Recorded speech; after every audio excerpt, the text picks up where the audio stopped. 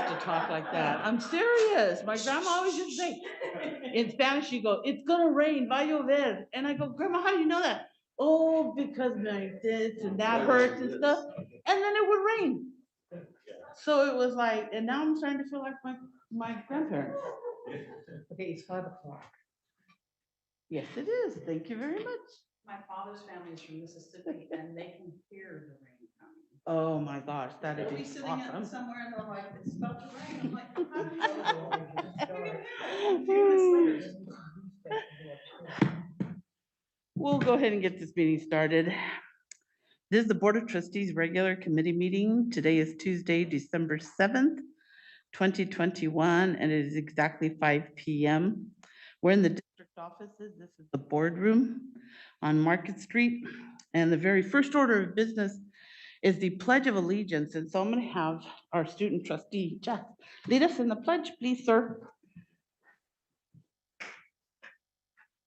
Ready to begin. I pledge allegiance to the flag of the United States of America and to the republic for which it stands, one nation, under God, indivisible, with liberty and justice for all.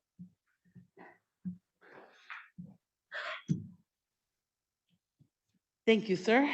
And now, Board Resolution number 02-21/22 specifies the district facilities can only be accessed by individuals with evidence of fully vaccinated status or evidence of a negative COVID-19 test result within 48 hours of attending on-site activities, including attending board meetings in person.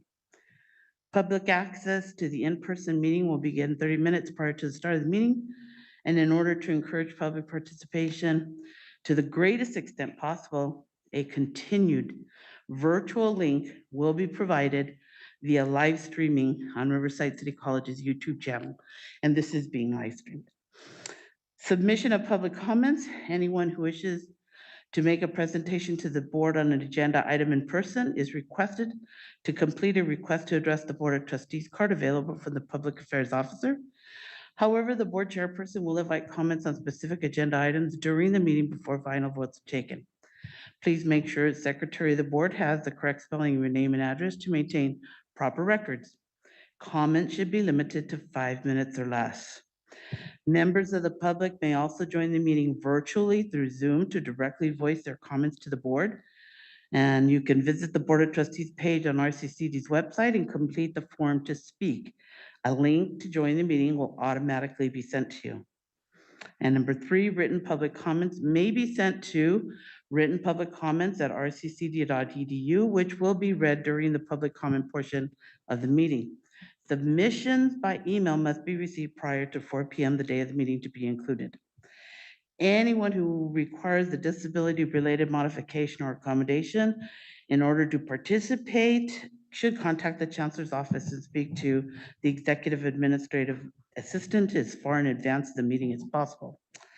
Any public records relating to an open session agenda item that is distributed within 72 hours prior to the meeting is available for public inspection at the Riverside Community College District Chancellor's Office, 3rd floor, on Market Street during regular business hours or online. And now the very first thing that we're going to do is we are going to now go into closed session pursuant to Government Code Section 54956.8, conference with real property negotiators, property known as APN 129-380-009 and APN 129-380-010.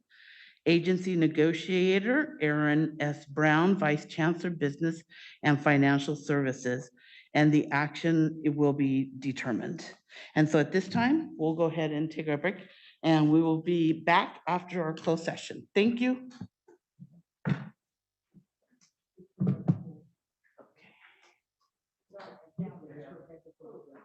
You're staying here, huh, Tanya? Oh, okay. No, I'm just trying to figure out. Okay. Should I leave my purse? I can lock the door. Oh, okay, cool. That way I can just leave my purse. I don't need it.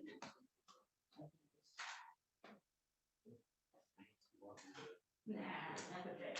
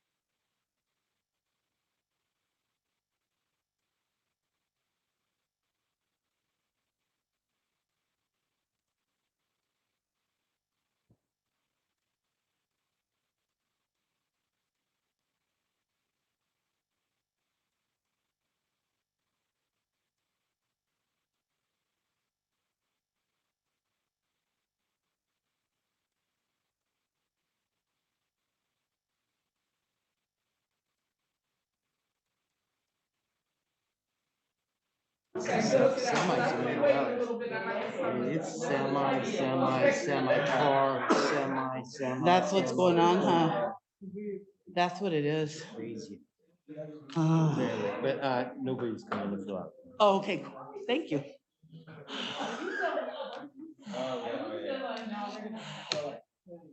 Okay. We're missing so many people. As soon as Dr. Esau gets here, I'll kick. Thank God. We don't have like 500 people at RUSD. They're like packed. They have a lot of anti-vaxxers though. RUSD. And they're out on Magnolia. Yeah. The governor is.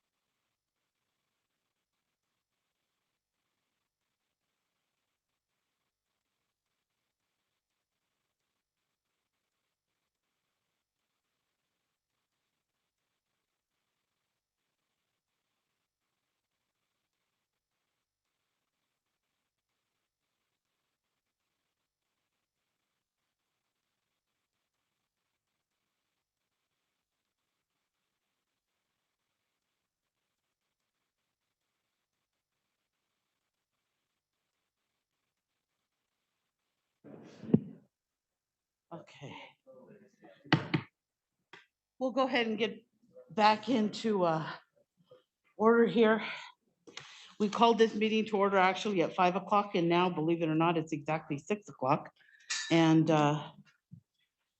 we just came back out of closed session, and we have no action to report from that closed session item.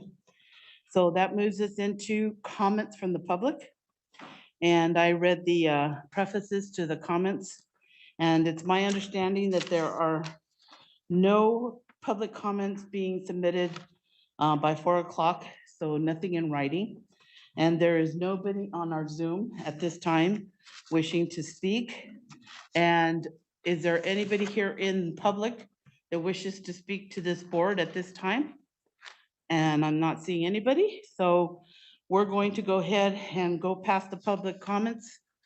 Public hearing, there is none, and that takes us to the chancellor's report. And Dr. Isak, it's all yours. Okay, it's going to be a short meeting because we have a long night tonight. I hope I have my report somewhere here.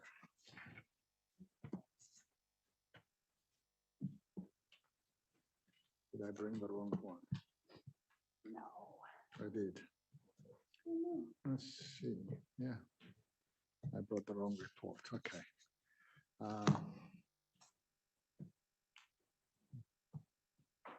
How did that happen? Go up and grab it. Yeah. You can take a short pause. Yeah, I got my Okay, we're gonna report. take a quick short pause here, so just relax. You've got to run up and grab the correct report, and we'll be back in business. President Figueroa, would you like to make I don't think it's gonna take it that long to come back down.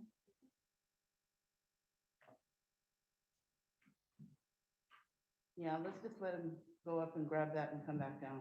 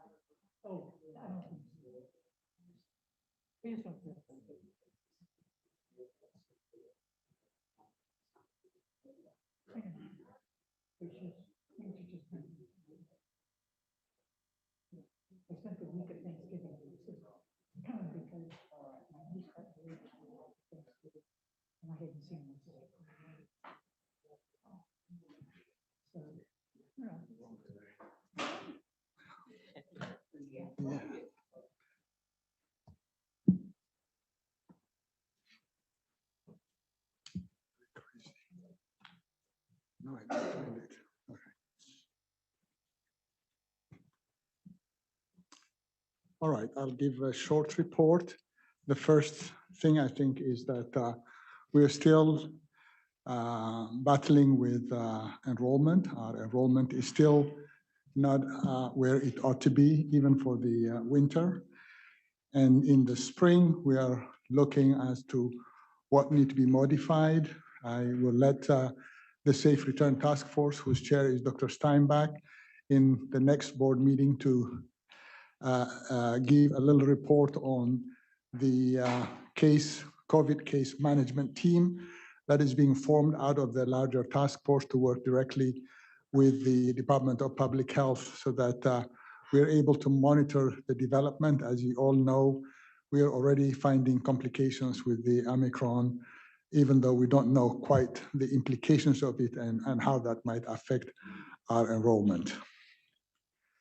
On November 18th, I reported that there was the grand opening of the CARB, the California Air Resource Board headquarters here in Riverside. It's going to be a major game changer. For those of you who have not visited the facility, You should really visit it. It is a gigantic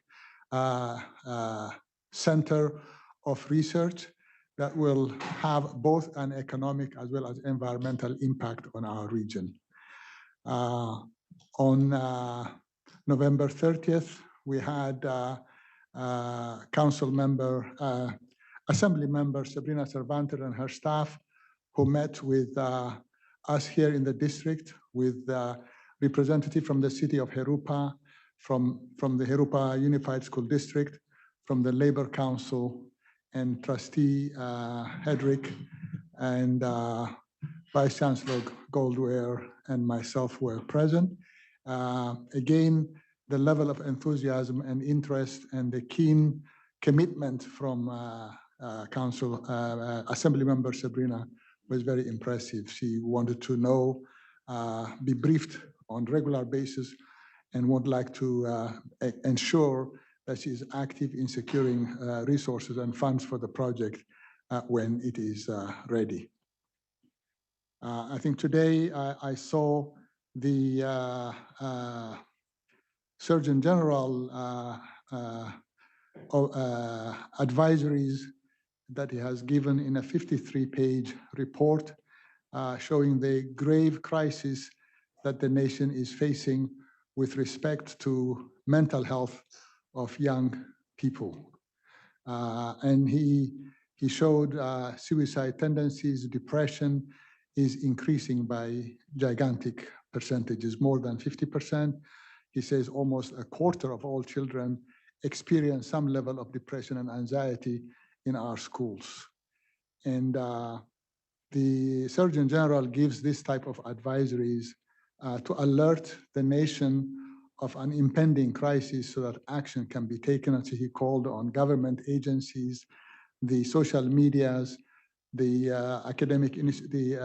educational institutions, the teachers, the parents, and the students, that we need to pay attention to this growing epidemic, that he said would be a tragedy to solve one pandemic and replace it by an even more disastrous pandemic. And I believe that the board's agenda and putting high priority in our mental health of our students in our legislative summit is a correct one. And I'm hopeful that in our next visit to Sacramento and Washington, we will be able to reference the Surgeon General's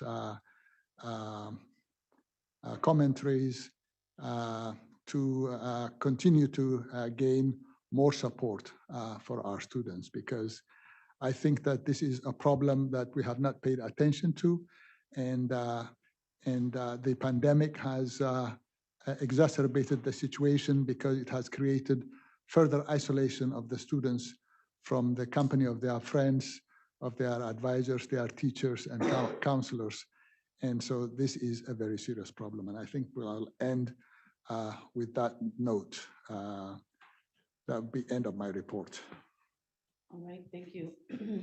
And based on the end of your report and that mental health issue, can we look at maybe taking that mental health issue into committee action sometime in the future so that we can take a look at it, how it impacts us directly? Especially Absolutely. because the report talked about the fact that a lot of the educational institutions actually received money from the state and federal government in order to, thank you, in order to address those issues. But the problem that they were coming up on was that they were not being able to find the staff to actually provide those services. And so I think those are all things that I think we need to take a look at and see where we are. And so that should probably be something that we look at in the next year, to take a look at where we stand on the mental health issue and where our students are. So thank you very much. All right, so now we go on to board committee reports. And the very first item is a planning, effectiveness, and governance committee. And we're going to be looking at chapter 4, administrative policies. Thank you. I believe this is Dr. Kim. Or Goldware. Goldware should have been, so I will stand for her. So we have, we are in the process of revising AP 2410 with respect to APs and BPs. But in the meantime, we have used the old one to go through this with a number of people who are affected by the BP for grants and namings. It's the smallest chapter that we have, and the chapter lead is the Vice Chancellor for Advancement and Economic Development. And this item was brought before the District Strategic Planning Council for review. And as I said, there are very few changes made to it, and so I present to the board for its ratification and approval. I believe that there were like 4 of those sections that had no changes whatsoever in them, as I read them.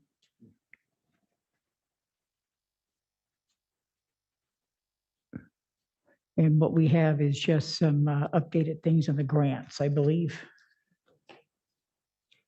So many of the old APs have been lumped into a grants manual so that they are used a lot more easily. And so it actually was simplified than it was before. Oh, perfect. So Vice Chancellor Goldware is on the Zoom, so I will let her make the presentation. Great. That will save me. Good evening. Can you hear me? Yes. Good. If it's acceptable, I'll go ahead and just start over to address some of the questions. Before you, Robert, if you could move to a slide, please, to the presentation. Second slide, please. Before you this evening for approval are the Chapter 4 board policies as noted on this slide. While there are 4 Chapter 4 policies, only 1 policy is being advanced with changes. Additionally, as reference, we've included the corresponding Chapter 4 administrative procedures. While these are approved administratively, we want to share these changes to show the effort of staff to streamline processes. Next slide, please. As Dr. Isak mentioned, the Chapter 4 policies have been reviewed by a number of entities, including the CCLC, RCCD General Counsel, and the Strategic Planning Council. Next slide. On this slide, you can see the recommended language to the board policy 4010. The CCLC recommendations noted in red underlined are legally advised and will require board approval. Next slide. The next few slides highlight the changes being made to a few administrative procedures in the grants and gifts arena. Next slide. These changes help better define the work in these areas in an effort to support staff's understanding and implementation within the grants and gifts policies. Next slide. While also affirming the processes internally that we go through to support grants and gifts. Last slide, please. And with that, we ask that this item be advanced so the board policies in Chapter 4 can be approved at a future meeting. And I would be happy to answer any questions. Any questions from board members or committee members at all? Okay, thank you very much. And this would be presented next week at the board meeting for approval. All right, thank you, Trustee Blumenthal. That moves us on to the next item is teaching and learning. Trustee McCarthy. Good evening. This evening, we have before you several teaching and learning items. The first one is our proposed curricular changes. At this time, I'd like to turn over to Dr. Kim to be able to share those proposed changes. Great, thank you. As I had indicated last meeting, we have a very long list because we have about 3 meetings worth of proposed curricular changes, so please bear with me. The first set are for course deletions, and the listing is for a variety of courses across the 3 colleges. The courses are being deleted because they are no longer being offered due to low enrollment, or they are outdated, or have been replaced with courses with more current content. And that's from ASL 200 all the way down to Spanish 13. For course exclusions, we have 2 courses. The first is with Moreno Valley for the reading tutor training. This course was never intended to be a part of the MoVal curriculum, and therefore it is being excluded. The course exclusion for Kinesiology 38 is also for Moreno Valley. This is being removed as it's not required for the ADT or it's being excluded because it's not required for the ADT nor for the certificate program. Course inclusions, these are all for Norco. There are 7 courses that are being included for the expansion of the dance program at Norco College. And then the theater program will actually also expand the offerings for the IGETC transfer as well as the regular 2-year transfer for theater arts majors. Course modifications are a variety. And so I'll begin with the first 2, which focus in on the administration of justice for Riverside and for Moreno Valley. And those are just major review, the regular review and update of the curriculum according to state mandates. The next set of business courses from Business 20 all the way down to business, I believe it's business at 90, are updates in terms of adding and also updating existing student learning objectives. And those are primarily for Norco College, but also includes Riverside and Riverside.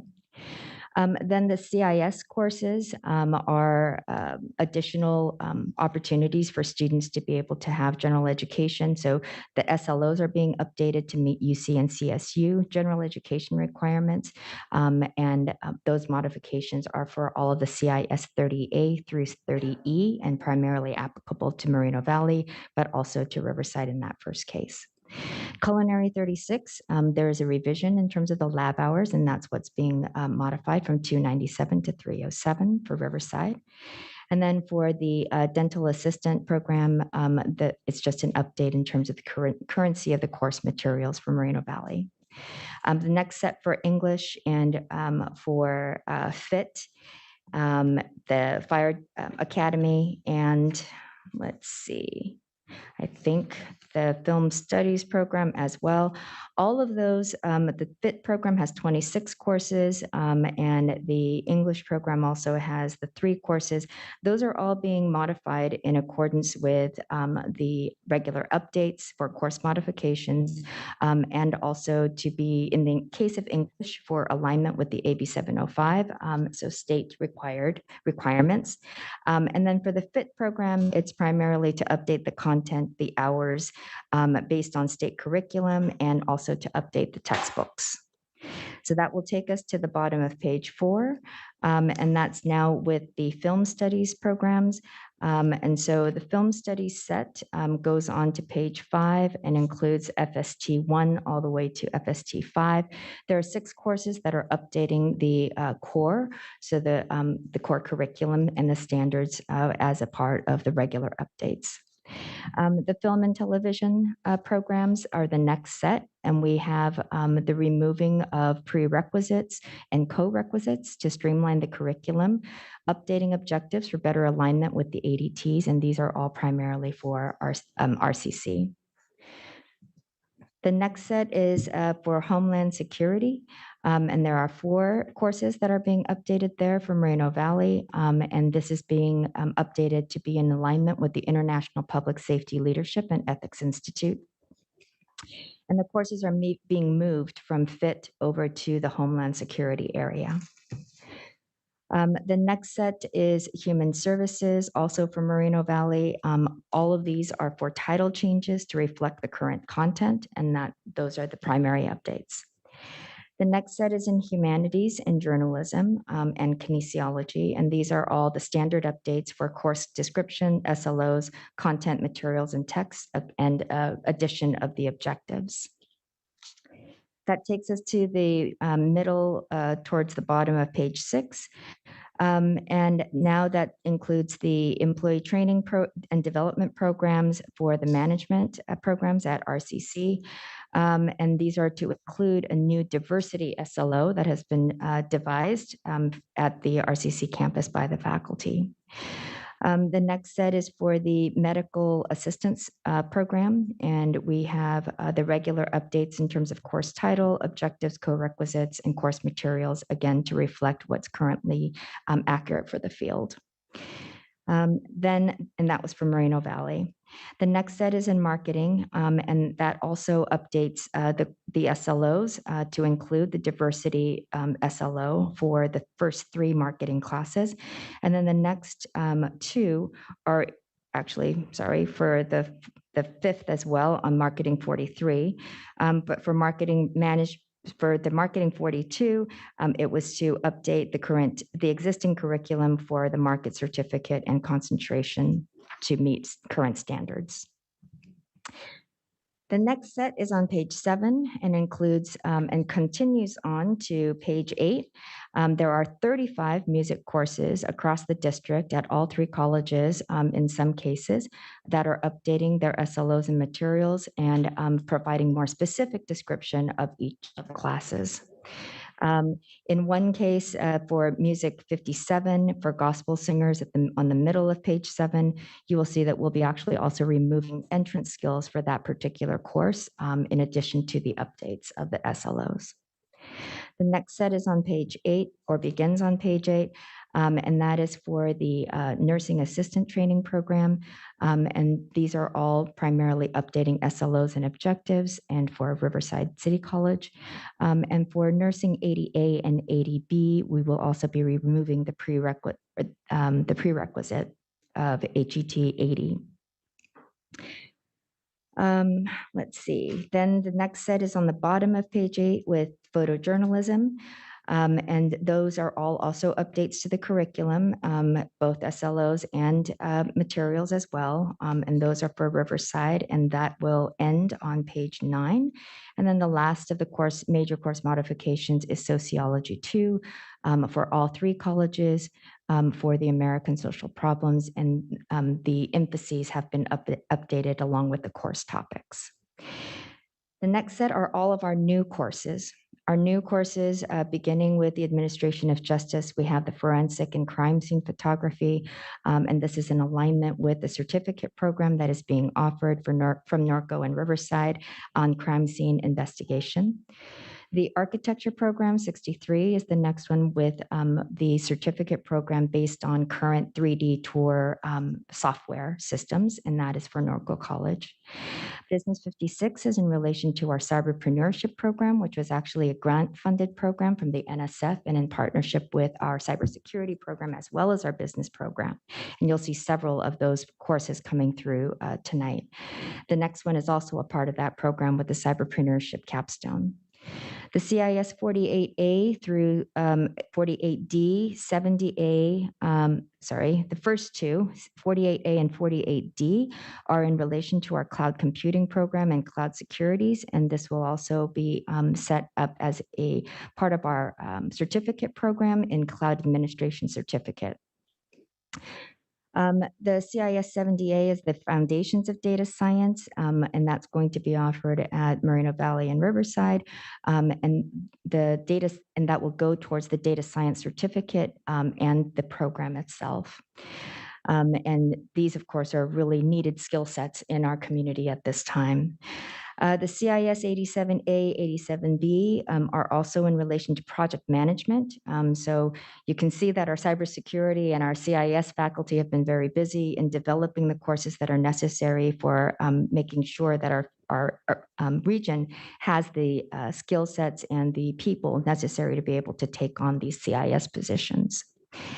The drafting 31, 62, and 63 are all software solutions oriented classes, and they will generate a certificate for each of those softwares that are identified there. So the computer aided drafting, basic Fusion 360, and for advanced Fusion 360, all at Norco College. The entrepreneurship program, the cyberpreneurship capstone is also listed there for Riverside. I think those were just separated because of the nature of the certificate versus the other one also involving the program. So the FIT classes are actually a new series of courses that are based on the state standards that have been updated for fire departments, and those are all for Moreno Valley. History 16, 17, 18, and 38 are being offered at Riverside, and the last one also at Moreno Valley. And those are for the African American history and European history that's being modified.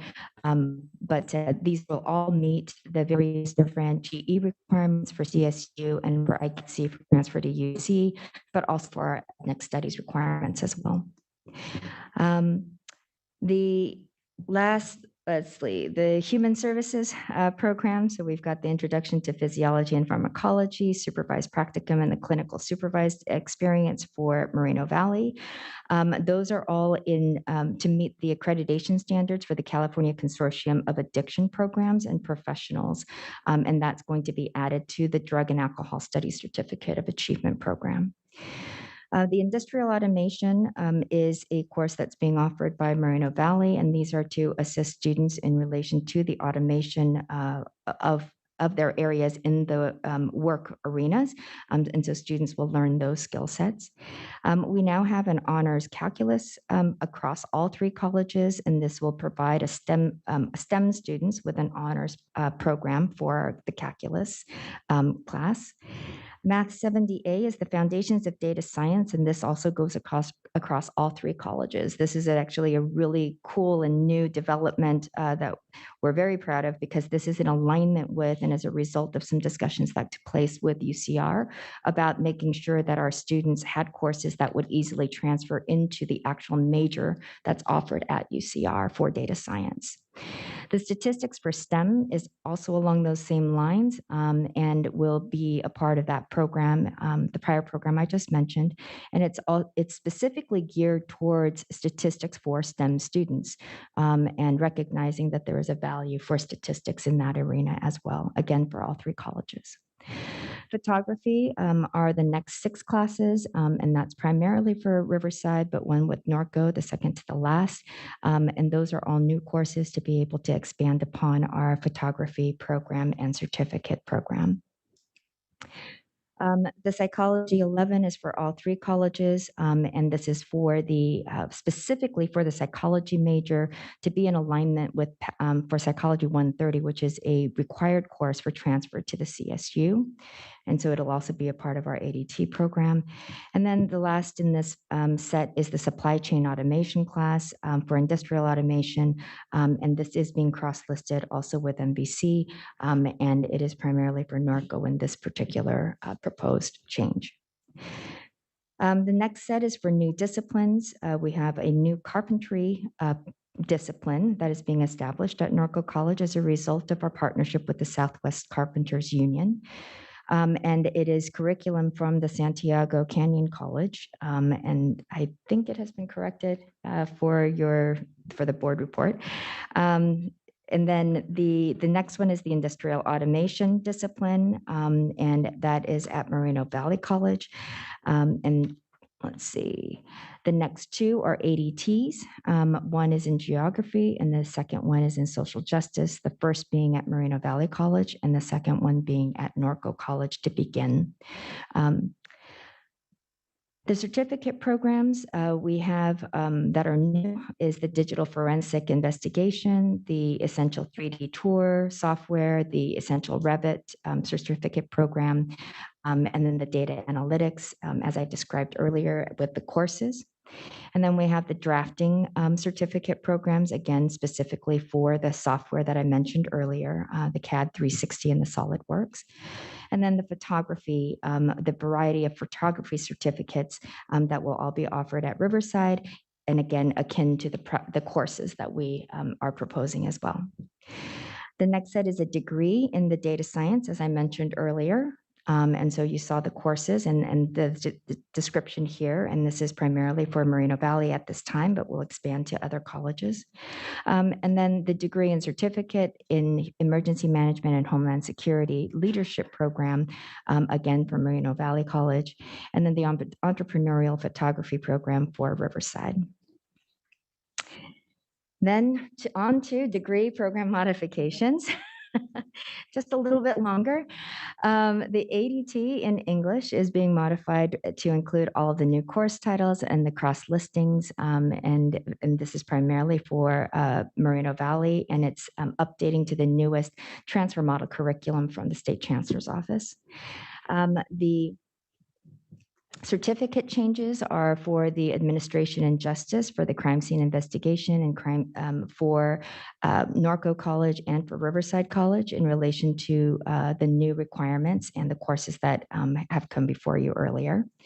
Cosmetology is updating the program in terms of the reflection of the unit value for each of the courses, and this is for Riverside.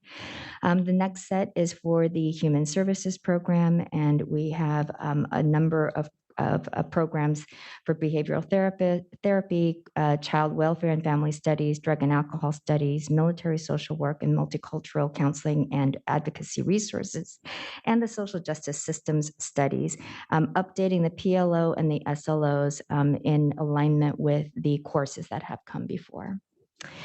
The last in this series is the musical theater, and the course listing is being updated so that there are more offerings, again, as has already been discussed, and this is for Riverside. The degree and certificate modifications are for automotive technology. For Riverside City College, removing welding from that program because it was deleted from the college inventory. The CIS simulation and gaming game art, there are certain curriculum that has been removed, and so those have been taken out of the actual degree and certificate. For the CIS program, we have modifications to meet the certificate requirements for computer applications and office technology. And as a result of the course changes and course titles changes for Moreno Valley College. The Firefighter Academy and the Social Work Program, both from Moreno Valley College, have the new requirements for the Firefighter Academy, and so those have been reflected in the new program. And then these for the Social Work Program, it's to update the titles again for the courses that have been changed as a part of the elective options, and also to add additional courses for the electives for students. The new medical dental assistant program. That program is also making changes for the new titles of courses, as well as the actual title of the program itself for the clinical medical assisting, and then the transcriptionist for health documentation, and that's both for Moreno Valley. And then the last two, one for photography and the other for welding technology for Riverside in terms of course program, course level updates in terms of titles, and then also making sure that it's up to industry standards for both of those areas. Then, yes, deep breath, just a couple of more. The next is in terms of the proposed curricular clerical changes for the 22-23 catalog. The Academic Standards Committee actually met today, and DCC also met today, and they are in the process of reviewing the AOEs for restructuring with the goal of facilitating and streamlining transfer to four-year institutions, and that work will commence starting with our spring term. The clerical changes that you see here are as a result of the removals of courses that are no longer being offered throughout our district, and that's the change that's being offered here. I don't think you get to read them in their entirety, so thank you. Yes. And then the other is that we now have, I just wanted to point out, and thank you, President Steinbach, for noting this as well, that we have a ethnic studies discipline, and it's actually in terms of our general education program, and we're one of the first districts to include the ethnic studies discipline as a part of our social and behavioral sciences general education package. And that's something to be, I think, very proud of in terms of the work that our faculty have done to get us to this point, especially given all of the dialogue and the social times that we live in. So that concludes my report. Thank you very much. That was a great report. I know it's a lengthy report. There's been a lot of work and changes to be able to prepare for the 22-23 catalog. And so we thank you for all that and thank everybody who worked on those committees. Are there any questions from committee members? From board members? President Figueroa. I don't have a question, I just have a comment. When I first started looking at the list, it was like overwhelming. But I think that what it also spells to us and should basically for the community is the wealth of information that we're instructing on. I mean, I looked at the classes and just the thought that those are the courses, but then you have to add the faculty to it that teach those courses that are knowledgeable in that. The And when expertise. you combine the two, you sit there and you go, oh my gosh, just think of how much we are offering the community. I mean, military social work, that caught my attention right away. Because I thought how appropriate for the timing. So I really, and this is just the course changes and stuff. This is actually not even anywhere near the catalog that we actually provide. So I think it's just worthy of noting how much we provide the community in resources educationally and how little I think that the community actually knows that we're here doing. So congratulations on all of that information and all of what we do. So it's just a comment. Thank you. Thank you, President Figueroa. Just one more comment to make with regards, I'm glad you pointed out the ethnic study piece. I think that's a really important element. Obviously, a lot of our secondary programs at the high schools are all kind of beginning to grapple with that a little bit now that we have the new mandate coming down out of the California Department of Education for ethnic studies. Is there any possibility that that might be offered as a dual enrollment? There's definitely potential for that. I know that there is a Riverside County Office of Education has convened a committee to start looking at the cross course.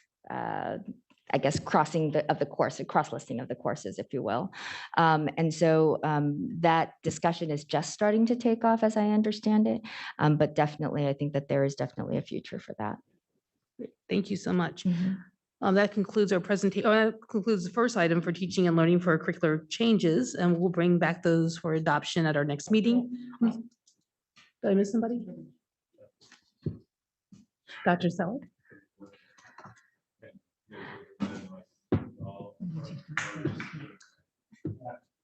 Well, while Dr. Selleck gets his mic operating, I just wanted to say that the faculty members who put this curriculum together truly need to be lauded for all of the work that they have done, because the committees have been truly tremendous.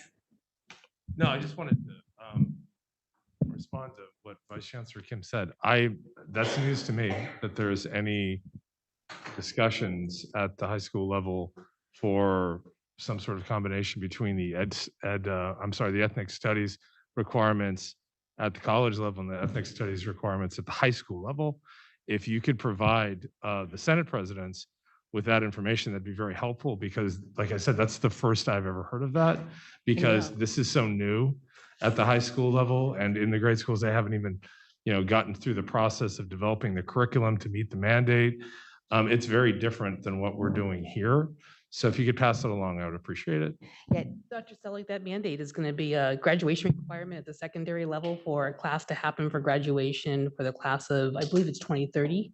And so they are convening their time now to be able to look at curriculum. It's supposed to be very personalized by every community to be able to celebrate the ethnicities of your community and who they represent. So no, I understand the requirement. What I'm saying is the high school requirement being the same or having some sort of connection to the college requirement. I have never heard that. That's why I'm asking that I get that information so I can pass it along to my colleagues who are writing curriculum that might actually be utilized at the high school level, if that's actually going to be done. Now, if you ask the five of us, we're going to say we're going to be the first. Because that would just be like Riverside Community College District, be the first to make it happen. I'll look forward to the information. There has been no promises of any kind. What I was reporting on is that I understand that Riverside County Office of Education is convening a group and is just starting on this discussion. And that was the extent of the information that I've received, but I will gladly share that with you. Yes. I think that it's important to note, following Mark's comments, that the curricula for the K-12 is already set.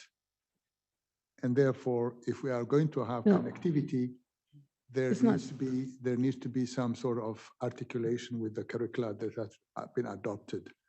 Now, what is available to us is through the dual enrollment, students from the K-12 can take our courses. That way they can get the CSU's requirement during their dual enrollment period. So that one is easier done. As we expand our dual enrollment, we can incorporate that. But as you said, the more information that we have in terms of what curricula and the thinking is in the K-12, the more we are able to influence in terms of streamlining theirs to be aligned to ours as ours is aligned to the CSU's. And in all fairness, the K-12 doesn't have an alignment yet for curriculum. It is just beginning the conversation. What's come down is a bill to be able to make it a graduation requirement. The work of actually bringing together the actual ethnic studies curriculum at the secondary level is going to take about 8 years to get done. So we have 8 years to be able to implement it. It could be an elective in the meantime, as some communities are able to move faster on ethnic studies. There are school districts that have adopted their own ethnic studies program, but now we'll have to realign it back to the Department of Education's goals, which are still in process. Sure. My real concern, as I've said here, and actually one of the things I'm going to propose is maybe that we have an academic senate presentation to the board about purview. Curriculum's number one. That's the one thing that we have as definitively is both in Ed Code and in Title V that faculty have complete control over. So anytime there's a discussion of curriculum that I am unaware of, obviously my ears are going to go up and I'm going to be concerned about what's going on. So hence my questions. I look forward to getting the information from the Vice Chancellor and we'll go from there, but thank you. Thank you. I appreciate your comments. With that, I'm sorry, Trustee Alcoff. Yeah, I just wanted to add for what it's worth. I wouldn't be too concerned, at least on the K-12, because having been the person who in Moreno Valley Unified put the course even on the course guide. So that's where we are in Moreno Valley Unified. I just did that in a lot because I had to follow the CDE guidelines as to what the course is supposed to. Anyway, I think this is one of those cart before situations at the K-12.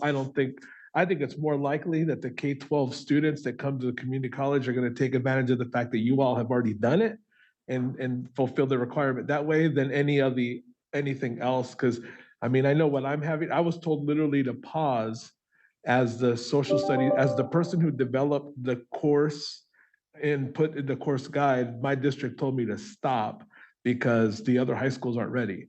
And so that's just so you know where we're at K-12 within the district boundaries. But I think it's one of those situations, of course, that, the purview and all those pieces. I think it was mentioned here. I get the whole, your spidey senses kicked up. But I think it's the concern about K-12 is I don't think it's even there yet. But anyway, I just wanted to add that, giving you what I went through with MVUSD as the person who put the piece together, but for what that's worth. I just wanted to share that with you. No, or is it not? There we go. Yeah, and that's kind of what I was getting at, Trustee, to begin with, which is the K-12s have a long ways to go. So the idea that their curriculum is already set, no, it's nowhere near being set. The mandate is new. We'll see how that develops. The point that I always need to make is curriculum belongs to faculty. So any discussions of curriculum should always already involve faculty from the outset. But I think that point's been made, but thank you.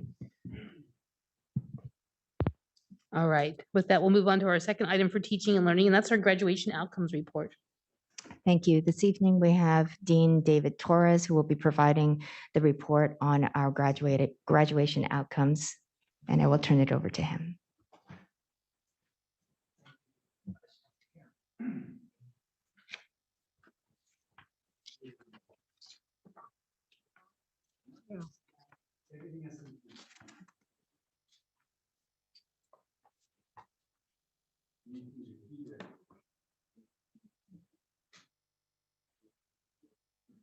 Testing, better? Okay, thank you. Thank you. This presentation will provide an update on graduation outcomes conferred during the last 5 academic years. Topics covered will be the counts of awards, time to degree as measured by the average units earned at graduation, average term enrolled at graduation as well, multiple awards to students, unduplicated student awards, and subsequent transfers. Thank you. This presentation will provide evidence in support of these points. Looking at the past 5 years of data, student awards have increased. The average of units students earned and the terms attended at the time of graduation have decreased. The amount of students earning multiple degrees has increased, and the count of students earning an award and subsequently transferring have also increased. These data points are important because they help us to understand how we're doing relative to our district strategic goal number 2, student success. Objectives 2.1 through 2.3 look to increase the counts of associate degree, certificate, and transfers, while objectives 2.6 and 2.7 are related to decreasing the time and units students spend in earning their degrees. It is within this context that we will begin the examination. This chart shows the changes for associate's degrees and certificates over the past 5 years. There was a 66% increase for the local associate degree and a 253% increase in ADTs awarded. There was a 51% increase for certificates of 18 or more units, but the less than 18 unit certificates peaked in 2018-19 and are roughly where they were 5 years ago. This graphic shows the change in awards over the past 5 years. ADTs doubled their share from 10% to almost 21%. The share of shorter certificate awards also decreased during this time period. Next slide, please. This graphic is a high-level view of awards conferred by college. RCC increased overall by 84%, while Moreno Valley increased 45%, and Norco College increased 80%. RCC associate degrees increased steadily during this time period, with a peak noted in 2018-19 for local associate degree awards. That was 61% increase. And ADTs increased 347%.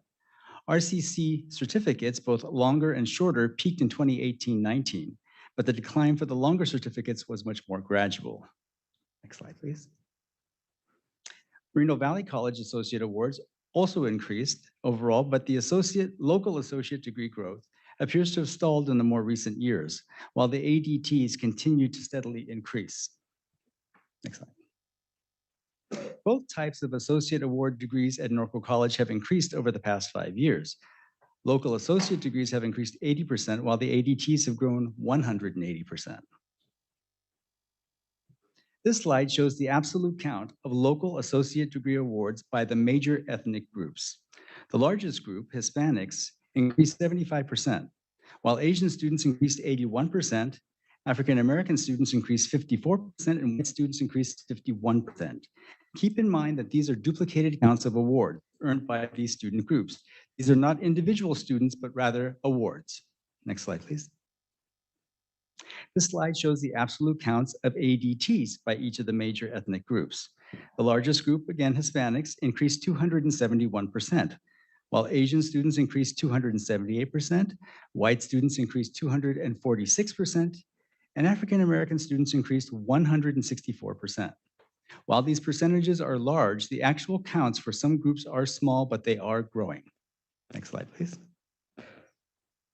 This slide shows the absolute counts of certificates that are 18 units or more by the major ethnic groups. The largest group, again, Hispanics, increased 45%. Asian students increased 94%, white students increased 72%, and African American students increased 29%. Next slide, please. Leaving out certificates for the moment, the data on the next few slides comes from our locally created AOE ADT dashboard. This looks at the associate's degrees and separates them into the local associate degree, the ADT, the associate degree for transfer, and the area of emphasis degrees. AOEs made up the majority of the awards, increasing 76% during this time period. ADTs grew 254%, and local associate degrees increased 30%. This graphic shows the relative percentage change for associate's degrees for the different types. The local associate's degrees decreased from 14.8 to 9.8%. ADTs increased from 14.5% to 26.3%, and AOEs decreased their share from 70 to 63. Next slide, please. Looking at just the local associate degrees, African American students saw their awards increase 40%. Asian students saw their increases at 24%. Hispanic students increased 35%, and awards to white students increased 22%. Disaggregating this associate degrees, we see that AOE awards saw the following changes in this 5-year window. African American increased 56%, Asian student awards 98% increase, Hispanics increased 84%, and whites increased 65%.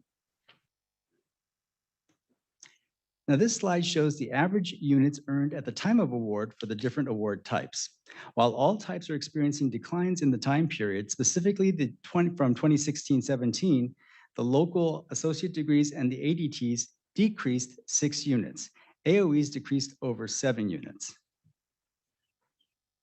Now, recalling the former slides that demonstrated the overall increase in the area of emphasis degrees, it might be confusing why this can be if the average units earned have been decreasing. As a possible explanation, the majority of our AOEs have a lot of overlapping courses, which allow students to earn multiple degrees very quickly. Other community colleges have stricter academic requirements for earning multiple awards, such as having 9 to 12 separate and distinct units in their major. Next slide, please. I'm sorry, could you go back to the previous slide? Thank you. This slide takes the previous slide and shows the decrease in earned units by ethnic group for the local associate's degree only. Specifically, African American students decreased 1 unit, Asians decreased 3.2 units, Hispanics decreased 4 units, and white students decreased 8.5 units in accrued units at the end of their time period when they graduated. Next slide, please. Thank you. This slide shows the average units earned at the time of ADT graduation. Note that the range here is in the 70 to 80 unit range, excuse me, whereas for the local associate degree was more in the 90 to 100 unit accrual rate. Specifically, African American students decreased 6.2 units, Asians decreased 4.1, Hispanics decreased 6.7 units, and white students decreased 5 units. Thank you. Further disaggregating the associate awards, here are the average units earned at the time of AOE graduation. Again, note that the range of the units is in the 70s to the 80s.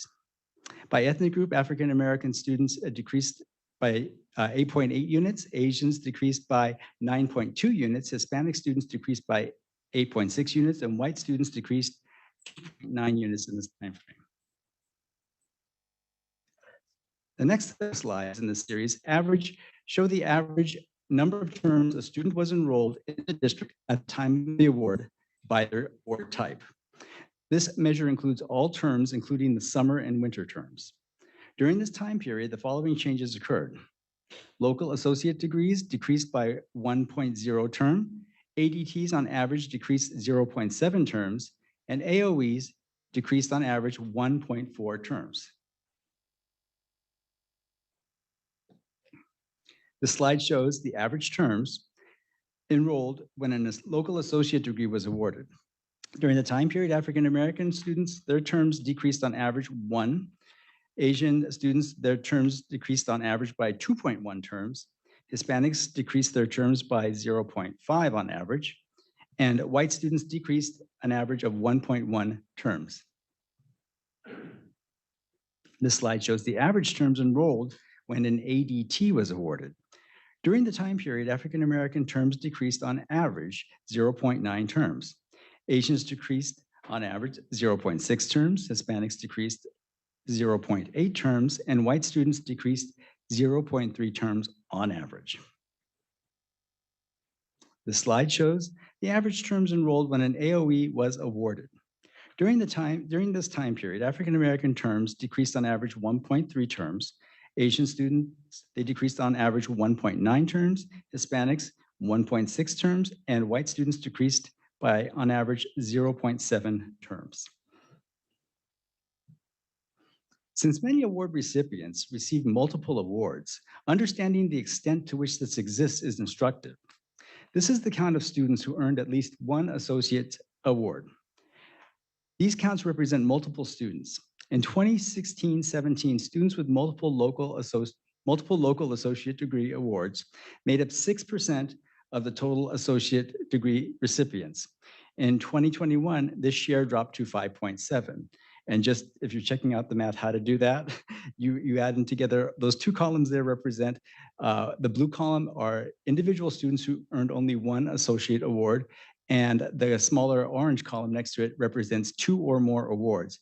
You add together those 2 columns for each year, and that becomes the denominator. And then you divide into that the 2 or more, and that gives you the idea of how many students have multiple awards. So just to recap, from year 1, it was at 6% of the students had local associate degree awards, and that decreased to 5.7% in the most recent year. Now, this is the count of students who earned at least one ADT award. In 2016-17, the students with multiple ADT awards made up 2.4% of the total ADT recipients. In 2021, this share, however, increased to 6.6%. Remember, these represent unique students. This is the count of students who earned at least one AOE award. In 2016-17, students with multiple AOE awards made up 33.8% of the total AOE recipients, meaning that that's a much higher number of students receiving more than one AOE during that year. In 2021, this share increased to 36.8% of unique students. Next slide, please. I wanted to look at if there was any kind of ethnic difference between the groups that had more than one associate degree. These represent the percentage of unique students earning more than one local associate degree awarded by major ethnic groups. In general, all the major ethnic groups except white students, recipients, declined in the past 5 years. African Americans went from 8.3 to 1.8.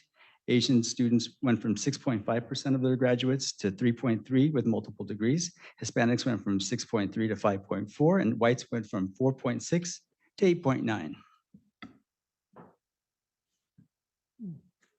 These represent the percentage of unique students earning more than one ADT by major ethnic groups. In general, all major ethnic groups except African American ADT recipients increased in the past 5 years. These represent the percentage of unique students earning more than one ADT award by major ethnic groups. So African Americans, the proportion of them that were more than one went from 4.7 to 3.5%. Asians increased from 2.8 to 6.2%. Hispanics went from 2.8% to 7.1%. And the white students went from 0.9% to 6.3%. And these graphics here, this graphic represents the percentage of unique students earning more than one AOE award by major ethnic groups.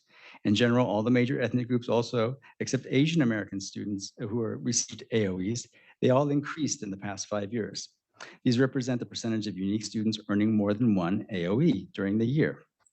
African American students went from 33 to 34.5%. So relatively stable. Asian went from 35.1 to 34.7, Hispanic from 35.2% to 37.9%, and white students went from 31% to 36.5%. Okay. For the most part in this presentation, the statistics have represented duplicated awards. Examining the extent of students earning multiple awards yields the information on the following slides. The blue column represents all awards, which are duplicated when a student earns more than one award. The orange column represents the unique students earning these awards. When dividing the awards into the students, the average award per student fluctuates from 1.5 in 2016-17 to 1.7 in 2020-21. When aggregating awards to the student level and comparing them to the overall awards, the ratios are 1.5, 1.67, 1.74, 1.65, and 1.69 for each of the respective years in order. Next slide, please. These are the ethnic distributions of the unduplicated student award recipients. They largely mirror the population of the students overall. Next slide, please.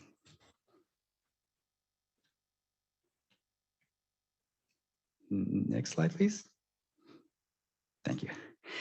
This chart looks at the unduplicated count of associate award recipients.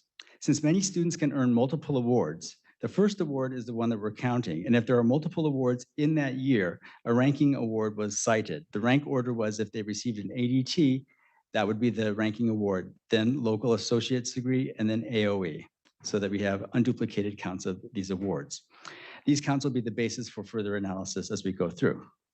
Increases were seen for AOEs at 10% and ADTs 192%, while local associate degree awards decreased 13% in this time period.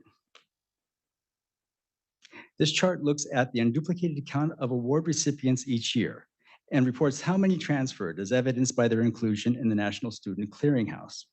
The year along the lower axis is the year the students graduated from RCCD.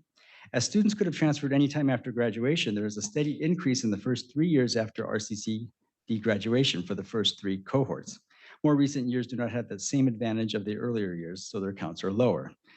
But if you were to do the math, you would see that the transfer rates for these students for the first year is 68%, second year 66%, third year 64%, and they keep declining given that they have a shorter time period in which to have transferred. Next slide, please. This chart looks at the unduplicated count of award recipients each year and reports the percentage transferred by award type. ADTs transferred at least 20 percentage points higher than AOE in every year studied. And as before, the year below, the axis below represents the years that they graduated from RCCD. ADTs had the highest transfer rates, followed by AOEs, and local associates awards were the third. This chart looks at the unduplicated count of award recipients and reports how many transferred reported by their ethnic group. From 2016-17 to 2021, African American students decreased in actual transfers by 11%. Asian students increased by 34%. Hispanic students increased transfers 16%. From the first year to the last year, white students, their rate was generally flat, neither decreasing nor increasing, and the other groups decreased 38%. Now remember, this is not a transfer rate, but it's a rate of the subset of transfers who first earn an associate's degree, a subset of all RCCD students. And this chart looks at the unduplicated count of associate award recipients each year and reports how many of them transferred. Steady increases were seen for the first 4 years under examination. For the 5-year window, we see that changes include a 7% increase in transfers to the CSU, a 69% increase in these transfers for these students to the UC. In-state private transfers decreased 15%, out-of-state private and public transfers decreased 38%. And again, please remember, this is not the overall transfer rate, but it's a rate of students who earned an associate's degree and subsequently transferred. So all this data, sum it up. The number of awards, these are just my observations to kind of put my arms around all this. The number of awards have increased during the past 5 years, with the share of associate's degree for transfer doubling. Certificates of 18 or more units increased in this time period.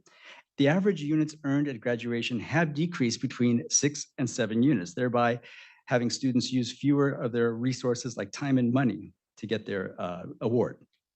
Average terms enrolled at graduation also decreased overall, reducing students' tenure between 1 and 1.4 terms on average. And the proportion of students earning multiple awards has increased, especially for students graduating with area of emphasis degrees. Students who earned an award and subsequently transferred increased from 2016-17 through 2018-19. Degree earning transfers to the CSU increased 7%, and the same degree earning transfers to the UC increased 69% during the past 5 years. So with all those numbers swimming in your head, what questions try to answer? All right, with that, any questions by committee members? It's a lot of data. How about from our trustees? Trustee Hedrick. Just clarification for me. So I'm kind of linear in my thought. And so the idea of racking up multiple degrees doesn't make a whole lot of sense to me if you're going from A to B. Wouldn't the goal be to reduce the number of multiple degree recipients? So instead of going this way, you go this way? You're precisely correct. Okay. For example, one of the parts of guided pathways is to get students through in a much quicker way, in a much more efficient way. Dr. Selick. Gathering and collecting lots of degrees may not be the way to do that. Dr. Selick. Use that one. We're getting into our purview again. If you want, I'll answer the question. A lot of the AOEs have overlapping classes, so it's very easy to get multiple AOEs.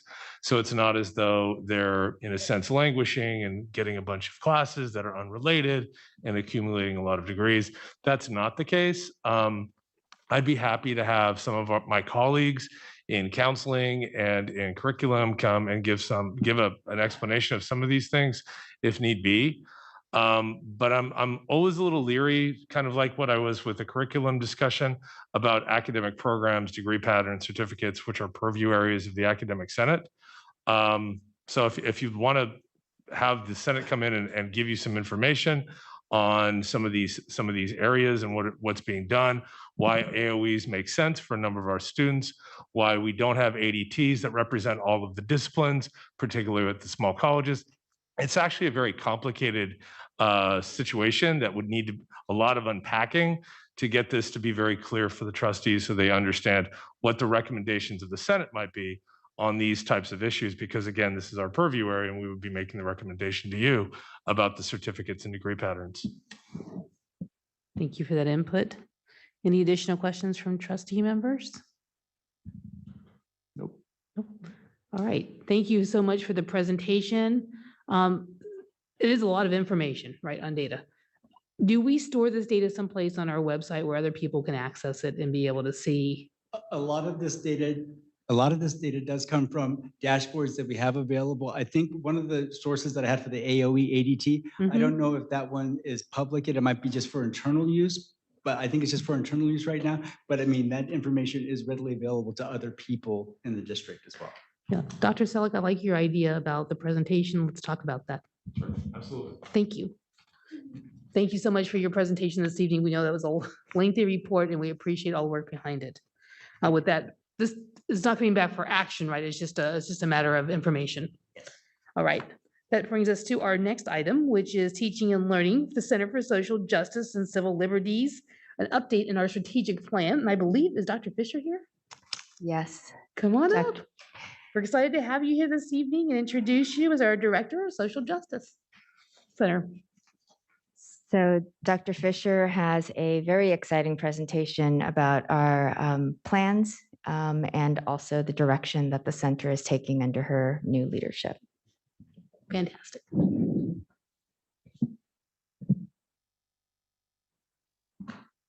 Good evening, Board of Trustees, Chancellor Isak, members of the Riverside Community College District community and beyond. My name is Tracy Fisher, and I'm currently the Director of the Center for Social Justice and Civil Liberties. And I really thank you this evening for giving me the opportunity to share with you an update on the center.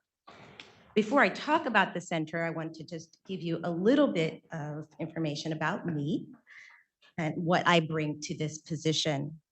I joined the district in spring 2021. I'm an interdisciplinary scholar activist with graduate degrees in African American Studies and Anthropology, and I have engaged in issues with social justice cores consistently throughout my career in academia and have long held deep commitments to education and social justice inside and outside of college and university settings. Coupled with this, I'm committed to teaching, learning, and building community in various ways that also speak to my social justice commitments. So what I bring to the director's position is informed by my work at academic institutions and by my scholar activist commitments.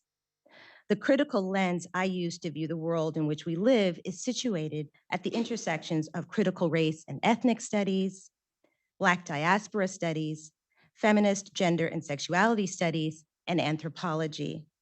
Equally significant, I bring an organizational and leadership philosophy that emerges out of visions and practices of justice. Taken together, all of this shapes my thinking about and how I approach my position as the director of the Center for Social Justice and Civil Liberties. Next slide, please.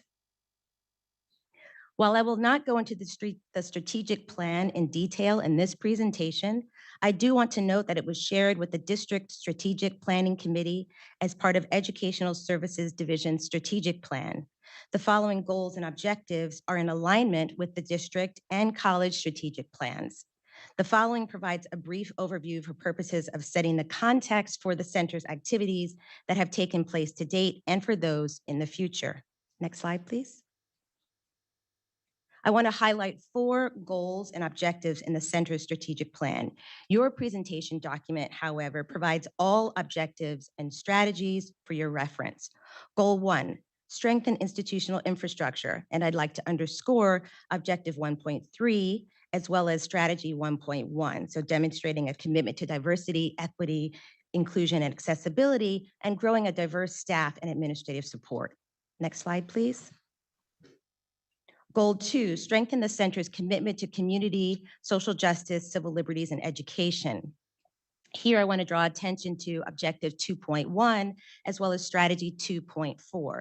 2.1 being establishing and curating the center as an ideal site for collaboration across the district, colleges, and the community to engage social justice, civil liberties, and visual arts education. And strategy 2.4, board partnerships across the district. Goal 3, provide pathways for visitors from diverse backgrounds to access the center's collection. And here I underscore objective 3.2 to engage more students across the colleges, regardless of their major, through class visits, student programs, and internships.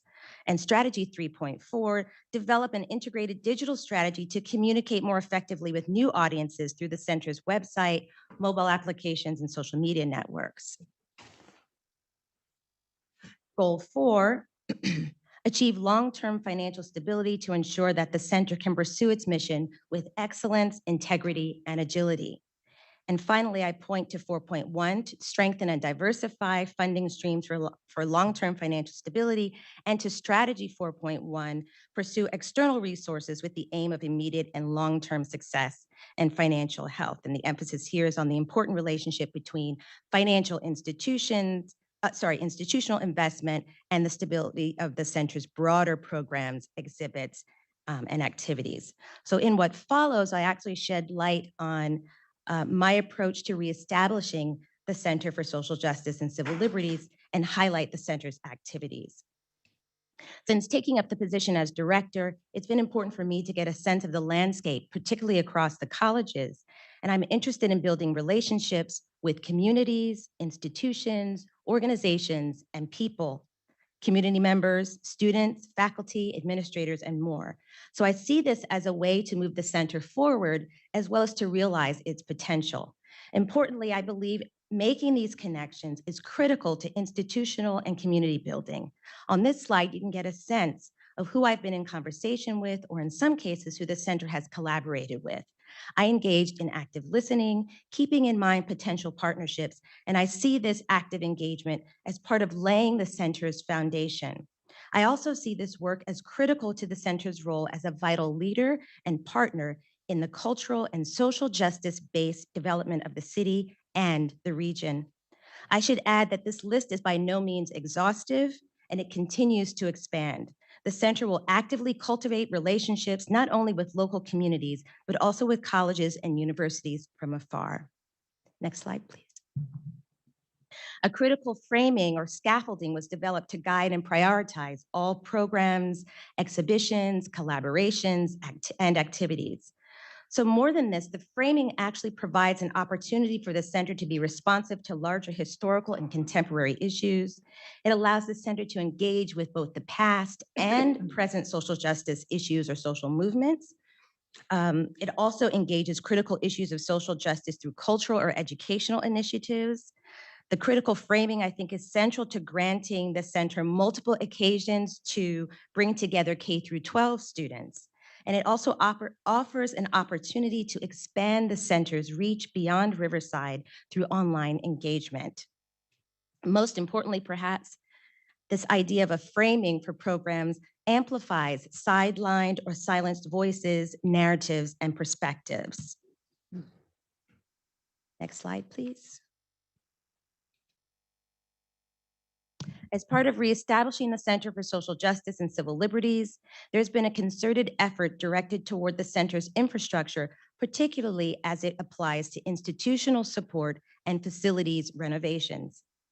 In addition to my full-time position as director, the center has 2 searches underway, one for a full-time administrative 2 position and the other for a part-time archivist position.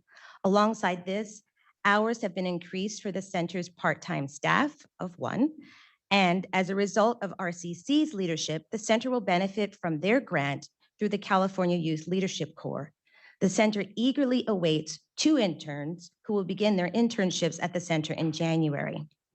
Last but not least, the center now has an operating budget of $50,000. This level of support is a testament to the board and to the district's commitment to social justice and to the community in this historical moment when multiple and varied conversations about justice are so urgent. Next slide. Facilities and capital planning have been key in renovations as well as pending upgrades such as security and safety cameras, buzzers and/or chimes in the buildings, and bathroom renovations. Next slide, please. As you will recall, as seen in the photo to your right, the first floor of the building initially housed a permanent exhibition known as Riverside Stories. This interpretive exhibition featured 7 stories of individuals and families, all of whom were unwavering in their commitment to social justice and civil liberties in the 20th century. These included the Harada family, Frank Johnson, Rupert and Jeanette Costo, Johnny Sotelo, Frank Miller, Tomas Rivera, and Mine Okubo. The Riverside Stories exhibit remained on the first floor up until 2020, when the space was redesigned to make better use of the open interior area for exhibitions and other programming, as seen on your left. Next slide, please. There are plans in store to transform the Riverside Stories exhibition into a traveling exhibition. However, when not on loan, the exhibition will have its resting place on the walls of the stairwell and the conference room at the center. So here, that's what this photo reflects as you walk up the stairs in the center.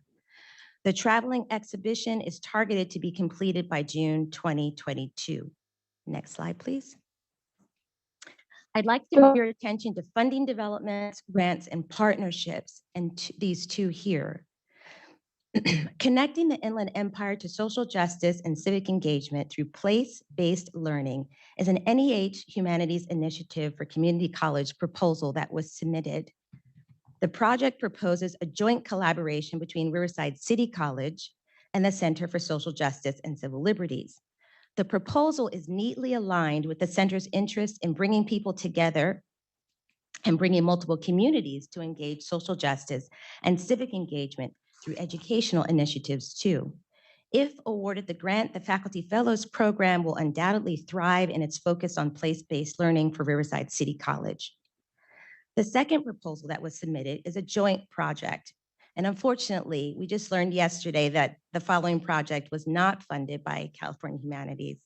But the project focuses on the theme of moving from invisibility to visibility through the exploration of specific moments in local history. This is Riverside's part in a conversation that is underway nationwide and beyond, and it is a conversation that is crucial to our nation and its people. The event actually, the way we conceptualize the event is to provide a forum for community members to hear others' perspectives, not through social media or political conflict, but through the dramatic interpretations of local history and people. The project includes the City of Riverside and partnering nonprofit organizations. And the idea is that there would be a tour, an actual bus tour with stops in Riverside. So for example, at the Casablanca School site in East Side, Trujillo Adobe, the Harada House, and the Center for Social Justice and Civil Liberties. We will actually continue to seek funding and plan to move forward with the project. Next slide, please. In the next few slides, I'd like to draw attention to programming, activities, exhibitions that have either occurred or are ongoing this term, and those that are upcoming. The center had a soft opening this term with a number of collaborative activities, and I'll go through some of those. Next slide, please. On this slide, this is a photo that was taken at Moreno Valley College. This was an in-person author event, Feminist AF, and the event really was a fantastic turnout with students and faculty, President Steinbach as well. And this was also in collaboration with Celador Bookstore. Next slide, please. These three flyers here, we partnered actually with the Center Against Racism and Trauma for an anti-racist town hall and featured Norco College's Racial Justice Task Force. And that was an excellent program in which the task force was actually able to illuminate to the wider public what Norco College is actually doing in its anti-racist efforts. The middle flyer was a virtual event, UCR Professor Maisha Cherry in conversation with Cornell West, which was, as you can imagine, fantastic, as well as on the third flyer, Naomi Hirahara, LA mystery writer, who's LA-based mystery writer. And this particular event took place at Celador Bookstore. And Naomi Hirahara spoke on her most recent novel, Clark and Division. Next slide, please.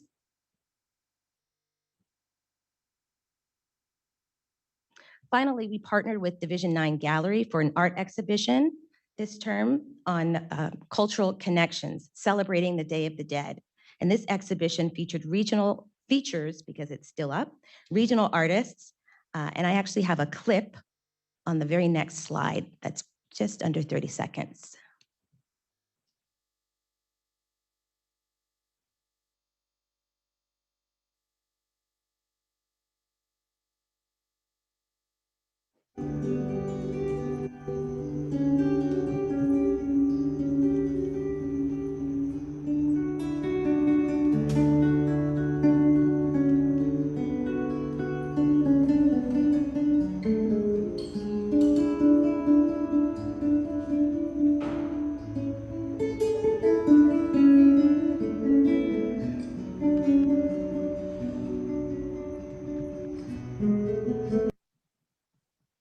That's just a sneak peek into the exhibit, which is still currently on display.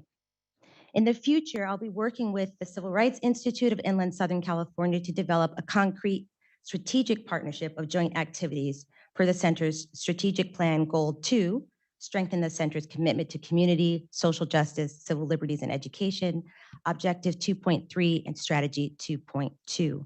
I also look forward to collaborations with Cal Baptist, UCR, La Sierra University, the Cheech Museum, and many others.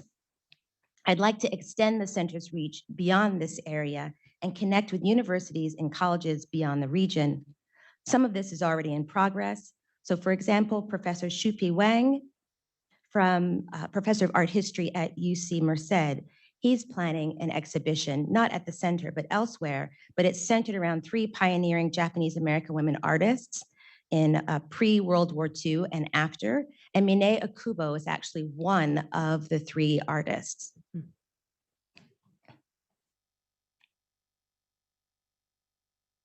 So looking, sorry, could you just go back one? Thank you. So looking ahead to 2 upcoming projects in the spring. One is the Invisible Tour, which I'm still claiming because we want to still move forward with it in some way, shape, or form. And the others is a Black Lives Matter exhibit, Voices of Protest, Activism, and Art. And that exhibit will run February 12th through April 29th.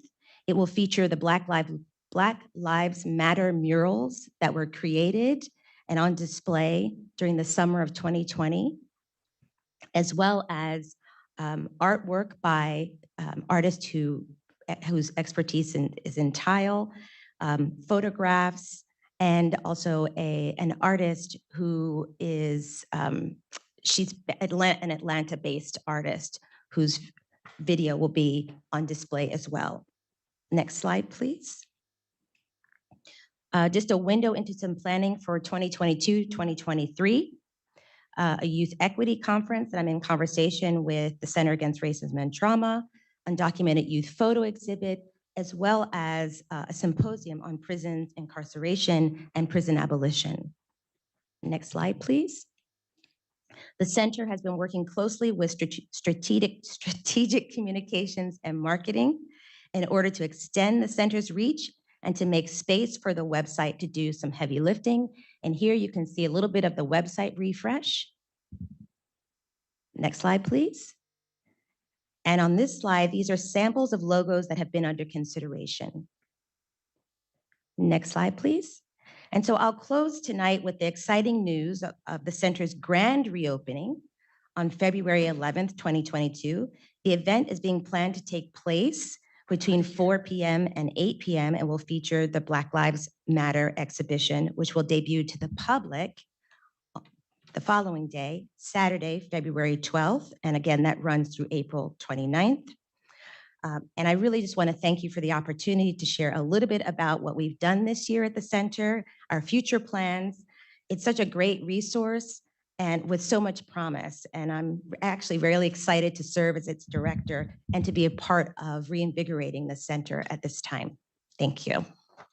Thank you so much for that presentation. And it's exciting to see the Center for Social Justice reopening and the great plans that are happening. Are there any questions from committee members? From trustee members? I'm sure there's gonna be a couple comments. President Figueroa. Thank you. Not any questions, but just a comment. It's really enlightening to see the activity that's being brought forward. I think that that has been a space that we've had for quite some time now that I don't think has really been utilized to its greatest potential. And so some of the things that you have coming in, I'm really happy to see them out there. I only had one comment, and that was on the page where you had the outreach to the different partnerships and all the community, listed all of them. And it was very good to see all of those that were listed. The only one that I kind of felt that was missing was the board, because everybody else was kind of listed on there, but the board members or the board as a whole was not. And I think that one of the things that I'm hoping you will take advantage of is the fact that so many of us that sit here are either involved and or part of other events and other organizations within the city that we could really help. And we would really want to help however we can. So I'm hoping that you'll add the board onto that list that you have there. You had everybody else. So please. Thank you. Thank you. Thank you so much for that. Thank you for that invitation. Vice President Hendrick. Yes, thank you. I just, well, first off, I'm so excited about the possibilities and so grateful that you have come to our district. And I agree with President Figueroa that certainly seems to have been an underutilized resource over the last handful of years. So I'm very excited about the plans that you have made. Just a point of clarification for me. The center, does the center belong to RCC or to the district? I'll wait for a return. Well, I can tell you why I'm asking, but That's okay. Start by saying that the RCC belongs to the district. So originally, the center was started with Gregory Gray, Chancellor Gregory Gray. It was under the district. And then it continued with Michael Burke.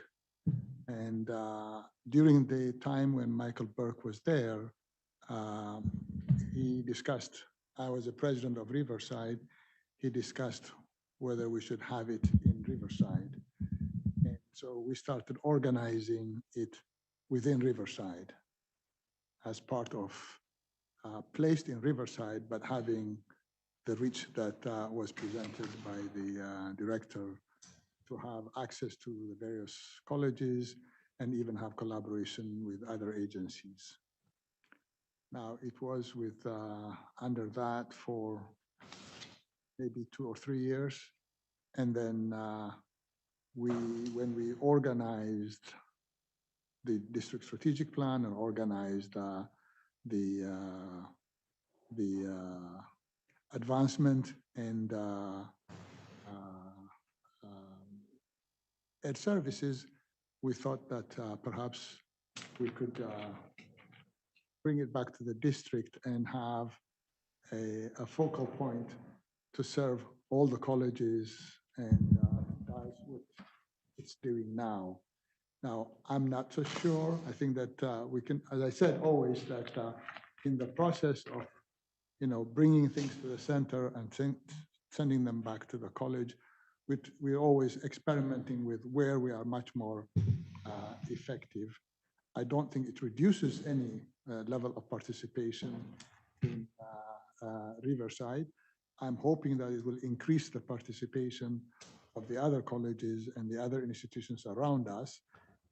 Should that does not work as well as it should, then I think that nothing will stop us from moving it to where it functions best. So that's exactly where it is at the moment. well, I appreciate that clarification. I don't have any problem with the location of the center. My only suggestion is that that as it moves forward, I mean, I see this as a wonderful resource. As it moves forward, the inclusion of Moreno Valley and the Corona Norco communities as well, because there are stakeholders there. Just one that sprang to mind, again, this is sort of like the Board of Trustees would like to be a very active group called Norconians for Racial Justice. They sponsored a Black Lives Matter parade. They went through the fire to make it happen. If the deputies, the sheriff's deputies had not been there, there would have been bloodshed. And it was a transformative moment for a number of students. The average age was probably 20 and they were mostly female. And it was really a trial by fire. So what I'm saying is that there are these other groups out there as well. And I don't have any problem with the Riverside stories, et cetera. I'd just like to nudge a little sometimes that things we do not be quite as Riverside centric. It's a big district. And I realize the heart of it is Riverside and the largest college and the largest city. But there are things going on outside of Riverside as well. And we want to try to capture some of those also. From an activist experience, there are a number of people in the other communities that also I think would have important stories to tell. Anyway, but I'm so excited. Please don't take that is not a criticism. It is a vision of broadening, but I'm so excited that you're here. This is one of my favorite things about this district. And I really look forward to this blossoming. Do you mind? Oh, I'm sorry, go ahead. I didn't know if you could see my hand. Thank you. And thank you, for Dr. Fisher, for coming. Just to comment on what Trustee Hedrick said, Dr. Fisher came to our Academic Senate meeting, I think all the Academic Senate meetings when she was first hired, and that ignited interest in the center. Many faculty, I didn't know, and that it existed right prior to that, being from Moreno Valley, not being in Riverside. And it ignited a lot of interest. And I just wanted to say that just this morning, our history honors class did a field trip to the center that wasn't mentioned tonight in the presentation, but I did want to say. But that being said, we had one introduction at one Senate meeting. And if there was a newsletter or something, so if you're not in that Senate meeting, you don't know that the center exists if you work at my college.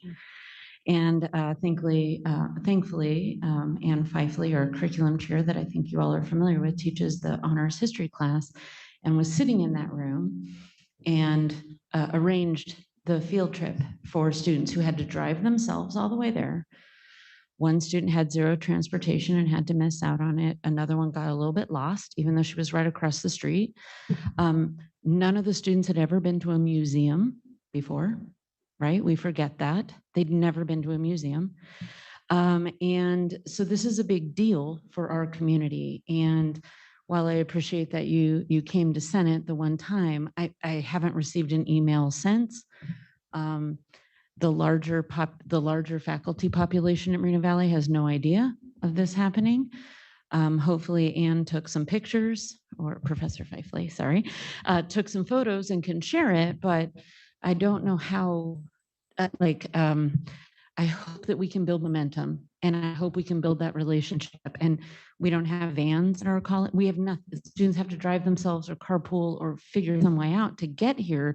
But clearly they were all willing to do that because they showed up this morning. And so I thought it was kind of an interesting intersection that, you know, I was at the curriculum meeting and Anne was telling me about the field trip this morning, and then you're here presenting, and I was like, oh, that's weird that it's happening on the same day. But I would encourage you, because when you came to the Senate meeting, there were multiple faculty in the room who were looking for projects, looking for ways to connect, and then it just kind of fizzled out. And so I would encourage you to reach out more, because we get so busy and kind of forget, right? But if we're receiving monthly emails and invitations, we will certainly take advantage of that. At least I mean, I'm just speaking for my college, but yeah, thank you for coming today. Thank you. Thanks And then those comments as well. Dr. Selleck, and then back to Vice President Hedrick. Sure. I wanted to respond to Trustee Hedrick's question. Back in 2016, there was a push at City College with the then president, who is now our chancellor, to kind of bring the center back to City College so that we could do academic programming in the space.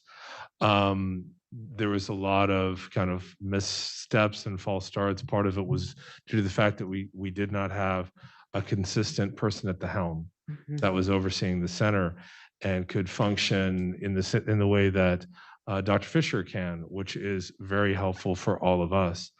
I very much look forward to the center being, as the chancellor pointed out, a district-wide resource and a way to celebrate the stories that have been historically marginalized and not said in these communities that we live in, Moreno Valley, Norco, and Riverside. To your other point, Trustee Hedrick, I remember June 29th pretty well of last year and what happened in Norco in that community, and am very ambivalent about the feelings. I have so much faith and hope in the folks who engaged in that and were under that tremendous strain from the counter protests that they had to endure in their own community in a way that I have not seen since I've lived in Riverside County, but it also shows that we have a long way to go. And maybe using this resource will be one of the ways that we can get there. Trustee Hedrick? Yes, I would just, I'm excited about the resources that you hope to have. I certainly hope that there is honestly, I think there's a genuine hunger for this resource. And again, excited that you are here this evening. I know we all look forward to communication as these projects roll out. And, we just take it as enthusiasm. We all have a vision for what this may be. And I'm sure you have the greater vision. And I hope we can provide the resources going forward to make this a real bright light for our district and our multiple communities. So again, thank you. I've got Trustee Blumenthal first, please. Oh, I'm sorry. Go ahead, Trustee Blumenthal. I know you've been waiting. Thank you very much. I think the only trustees who were on the board when this center was initially originated in thought and tried to open, I don't know how many different times, was President Figueroa and myself. I had high hopes. I have been so disappointed, which is why I'm so thrilled with your report tonight, because this thing has fallen on it. I'm going to do some straight talking here, has fallen on its face at least 10 times. When it was first opened, it was a joy in the community. The area that our district covers, whether it be Norco, Moreno Valley, Riverside, Eastvale, all the rest of them, have such an incredible history. We have more of a history in this area than what most people realize. We go to LA for museums, we go out to March Air Force Base as far as the Air Museum goes. We go all over. So going to a museum downtown that can offer the history of this area to me is nothing. We go that far to go shopping. So when students can actually go to a museum, I think it's terrific. I'm delighted because I had given up. It was such a joy when it first opened for me. And I've been so disappointed with everything. I've kind of kept my mouth shut about it because it didn't get us anywhere. But I'm just thrilled and delighted. I would take President Figueroa's suggestion to heart. This board has a lot of the ideas of what the history is. And this board, while elected from a certain area, serves the entire district. And I know for a fact that every trustee on this board cares about every area in our district and every college in our district. And sometimes you have to travel a little bit to go to it. But I think what can be featured within our museum is the history. And there's incredible history that a lot of people don't know about in this area, because it's just Riverside, it's just Norco, it's just Moreno Valley, it's just Corona. And there's an incredible history that is there. That's something to be really proud of, whether it be the historic courthouse downtown, whether it be some of the issues that this area has gone through with our desegregation of schools. There's so many things in which our district area has made history. So I give you kudos and congratulations. I have my fingers crossed, only because I know Trustee Figueroa and I have been devastated previously because we put our heart and soul into this when it first opened up. But thank you very much. President Figueroa. That leads into a great opening. So what are the hours of operation? When is it open in order for the community to basically, aside from the district staff and our staff, what about the community? When can they access it? So with the soft opening this term, Tuesdays and Thursdays, 11 to 3, first Thursdays of the month during Arts Walk, 6 to 9, first Sundays, family friendly Sundays, 12 to 3. And with, I think right now, it's myself and a part-time staff who has 10 hours. So we're really working within that sphere in terms of the number of hours. But I think once we have, for example, interns on board, the admin to assistant is hired, the archivist, we'll be able to actually have more hours for, for the broader public. And that, I would say, the hours that I just gave to you, the events actually that we've had this term have been on other, like a Friday night. There was the event at Moreno Valley was in the afternoon at 2:30, and then we had one in the evening here at the center. So to try to mix it up a little bit, and the event at Celador Books was, I think, at 6:30. So just really also trying to have events outside of those hours so that people can have access to the events or the exhibitions or just the programming in general. I think that that's probably the most important part, is trying to figure out when it would be open. Because I know that for me, the biggest complaint that I have from the community is, when is it open? Because I know that they've evidently stopped by and they've not been able to get access. And so they're coming, and unfortunately, I couldn't answer the question because I didn't know. Well, that's a good question. I don't know when it's open. And just as a counterpoint to that, it's like, the community does need to know about it. And as you heard from just our academic senate people, they didn't know about it to the extent that they should have. The community doesn't know about it. And the best example I have is the fact that one of the exhibits is on Johnny Sotelo.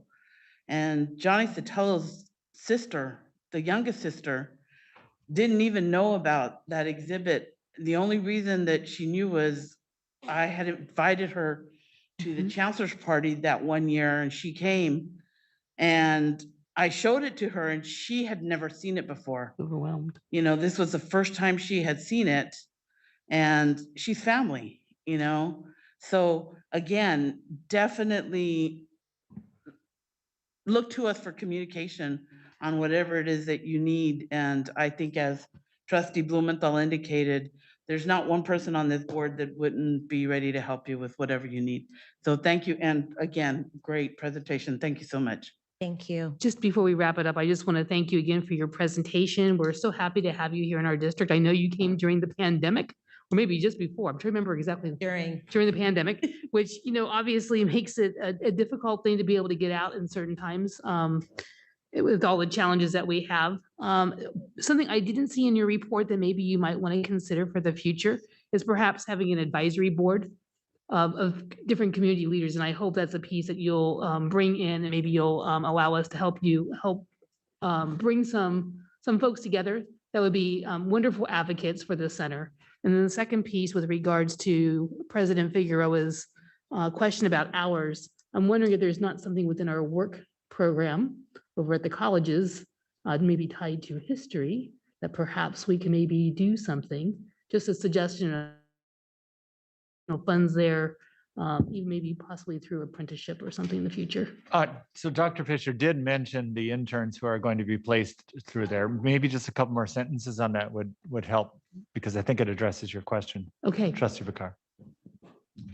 So the two interns that will be starting in January will be, they'll actually have, I believe it's $10,000 each.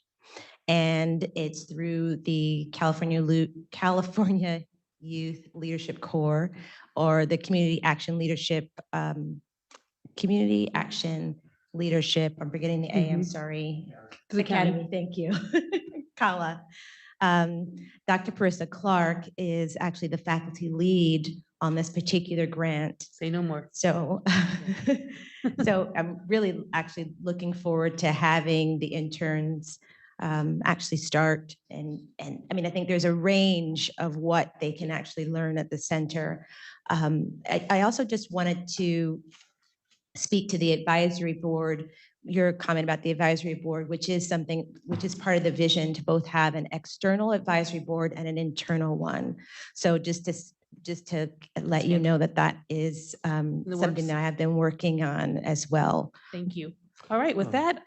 Trustee Vicar, Yes. since I kind of kicked this off, let me just wrap with, let's also bear in mind that Dr. Fisher arrived in the spring of 21 to a essentially non-functioning Absolutely. center and program. And so, again, there's a lot of enthusiasm. We all have lots of ideas, but the last thing I want to do is scare you off. So it's going to be a wonderful experience. You know, you've been here a very short time, so I'm very grateful. Anyway. Thank you so much for the presentation. With that, I turn it back over to you, and there's no action necessary for this particular item for the next board meeting. All right, Thank you very much. All right, so that moves us into the next item, which is advancement and partnerships. And this is going to be the RCCD 2021 annual report.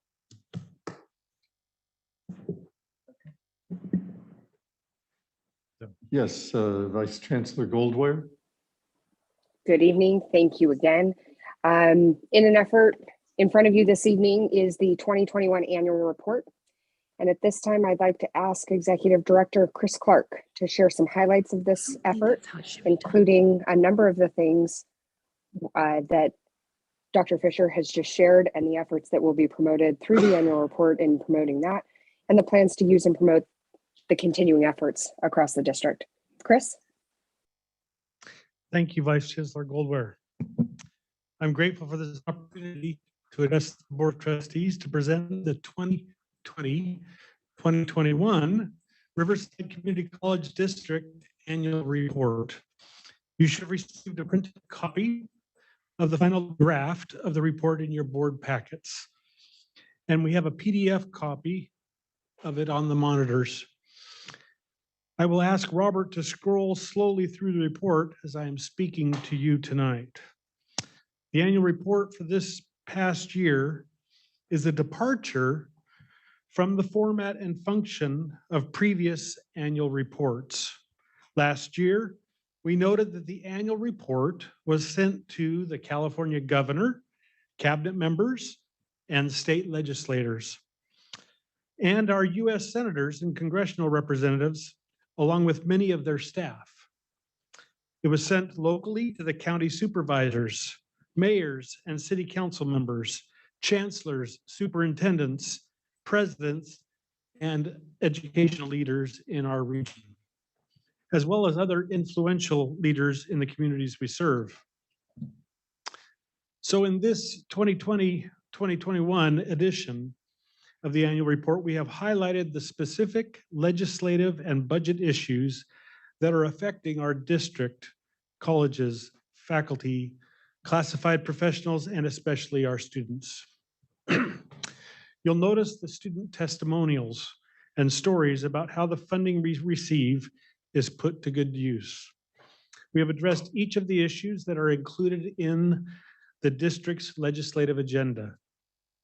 Student and employee demographics are still in the book, along with many photos of students wearing their masks, studying, learning, and above all, celebrating graduation and commencement. This annual report has original articles written and edited by our Senior Public Affairs Officer, Robert Schmidt. Our Director of Government Relations, Marisa Yeager, was consulted to ensure that the content was in harmony with our legislative agenda. The district's chief photographer, Gio Cardenas, took many of the new photos featured, and our senior graphic designer, Chris Laverso, was responsible for putting it all together. In fact, every member of our external relations and strategic communications department contributed to this effort. I sincerely appreciate the team I get to work with and Vice Chancellor Goldware's leadership and support. It is our hope that this report will be referenced and useful to our target audience. The plan is to print the reports in December and mail them out the first part of January. And this concludes my presentation. Thank you. So much. Are there any questions or comments from committee members? From board members? Comment. Yes. I really like it. It looks good. It looks professional. It looks sharp. It looks everything that I guess that this district has gotten to have a reputation for. So I think it's something that we would be very proud to be able to submit to just about anybody, and especially our legislators and representatives. So thank you to everybody who worked on the pictures, everything. It looked very, very first rate. Thank you. I will pass that comment on. I just have a quick comment. I think when we go on our campaigning, so to speak, Sacramento and DC, we need to take a bunch of these with us because I think they're that good. Thank you. Anyone else? I also would just say I appreciate the quality, and I appreciate the coordination with our legislative goals. It really is an interesting change. So thank you so much. Right, and I believe we also have a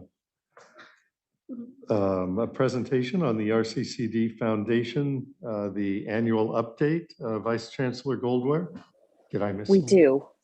One more annual report update. Thank you again. This time of year always reminds me of how grateful I am for our donors. And the only other person who might be more grateful is the executive director for the foundation, Ms. Lana Wilson. And she is here to share the annual update for the RCCD Foundation and the efforts that have been made over the past year. Lana?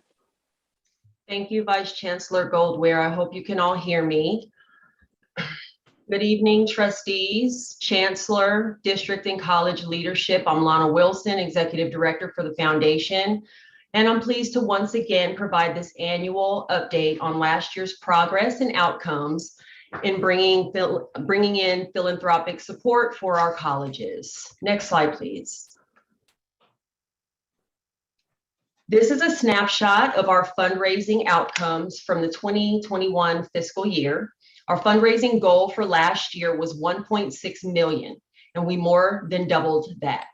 Last year was a great year for fundraising, not only because of some new grant opportunities that we took advantage of, but also because of some very generous individual community members and corporate partners that we maintained relationships with even while working remotely. This slide also breaks down the numbers for college fundraising, and there are some comparative numbers from the 1920 fiscal year for your information. One thing I would like to call your attention to on this slide in the overall gift and grant numbers is the fact that more money was raised this past year, even though there were fewer gifts and grants received.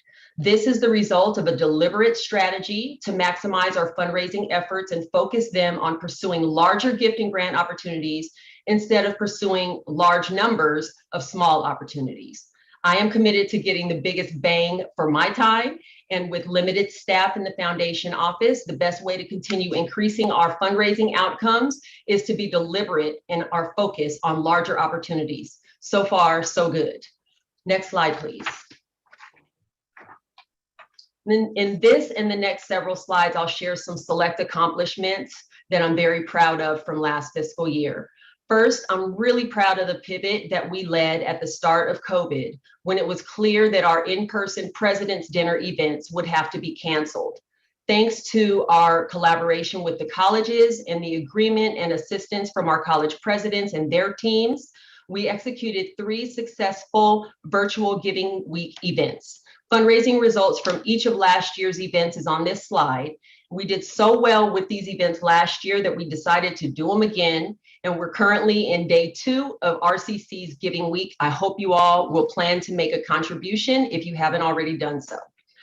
While it is true that Giving Week events and the President's Dinner events that preceded them raise very little money in relation to our overall fundraising results, they are still extremely important for the long-term fundraising success of our colleges. Specifically, these events are aimed at building a pipeline of new donors that will grow over time and help feed annual giving, major giving, and planned giving down the road. Next slide. In an effort to maintain relationships with our top donors from 2020, we created custom gift boxes and hand-delivered them last spring. The gift boxes were in lieu of our annual donor appreciation dinner, of course, which had to be canceled. And the gift boxes featured a few RCCD Foundation branded items, a nice bottle of wine for our donors, and custom video greeting cards that all of them absolutely loved. This was just a small token of appreciation from the foundation for those who continue to support our mission during the pandemic. Next slide. Standing by my personal commitment to leave the foundation better than I found it, my team and I completed several long-term projects last year aimed at enhancing our service to the colleges and improving internal operations. First, our foundation toolkit has now been digitized, and our college constituents can now make their service requests electronically. Secondly, our operating procedures have been documented in writing so that we can remain consistent in our operations and give our future successors a leg up in terms of running the organization effectively. And finally, we have created standard templates for our gift agreements so that these legal documents between the foundation and its donors are consistent moving forward. Next slide. One of my greatest achievements for the foundation has nothing whatsoever to do with money. I'm so proud of how the foundation board has deliberately shifted its recruitment efforts to prioritize diversity and equitable representation. The foundation board that I inherited 5 years ago was mostly male, mostly white, and mostly from Riverside. This last characteristic, as we have already been discussing this evening, unfortunately fed into a negative perception throughout the district and in the broader community that the foundation only served RCC. Indeed, the foundation board of 5 years ago was not representative of the communities or the students our colleges serve. Thanks to some very deliberate and sometimes very difficult conversations between myself and the foundation board, in addition to some strategic outreach in each of the communities served by our colleges, the foundation board today looks, feels, and operates very differently than the board I inherited 5 years ago. These professionals that you see on the screen represent all 3 communities served by our colleges, and as a group are far more diverse gender and ethnicity-wise than ever before. There's still, of course, more work to do, but I'm extremely proud of where we are today in terms of the leadership of the foundation. Next slide. And finally, I'll close with a brief look at what we hope to accomplish this fiscal year. First, thank you, Chancellor, Vice Chancellor Goldware, and trustees. I have just received approval to hire 2 new staff members for the foundation. I look forward to adding these team members ASAP. These staff additions will finally bring the foundation into alignment with its strategic plan and allow us to enhance our annual giving efforts for the colleges, and more importantly, free me up to pursue even more major gift and grant opportunities moving forward. The foundation board also recently created a new donor recognition program called the Pinnacle Society. And this program will recognize donors with cumulative giving of $500,000 or more. We plan to induct the first honorees into the Pinnacle Society at our next donor appreciation dinner in March of 22. We are also initiating a new stewardship event for our endowed scholarship donors called the Generosity and Gratitude Luncheon that will happen next spring as well at the foundation office in the Alumni House. And finally, I'm excited that we will be continuing our work with our colleagues in strategic communications to help the colleges expand their outreach to alumni and bring more awareness to current college activities, and of course, feed the pipeline for future giving. And with that, I thank you again for your attention and your time, and I will answer any questions that you might have.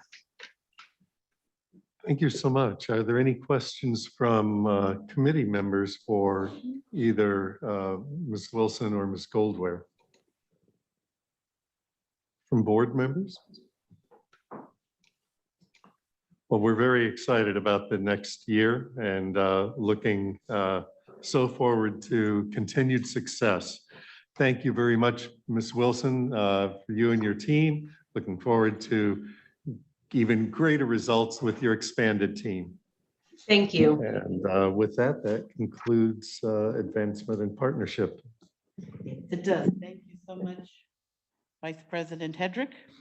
And that leads us to the last committee report, which has the last 4 items, which will be very exciting because they happen to be under trustee and secretary of the board, Trustee Alcala. It's all yours. I know President Figueroa loves to save the best for last, but she just tells me, not the rest of you. So our first report for resources is the 2021 independent audit report for the RCCD Foundation. And Mr. Brown? Thank you, Trustee Alcala. Just bear with me for 1 second before we get into that report.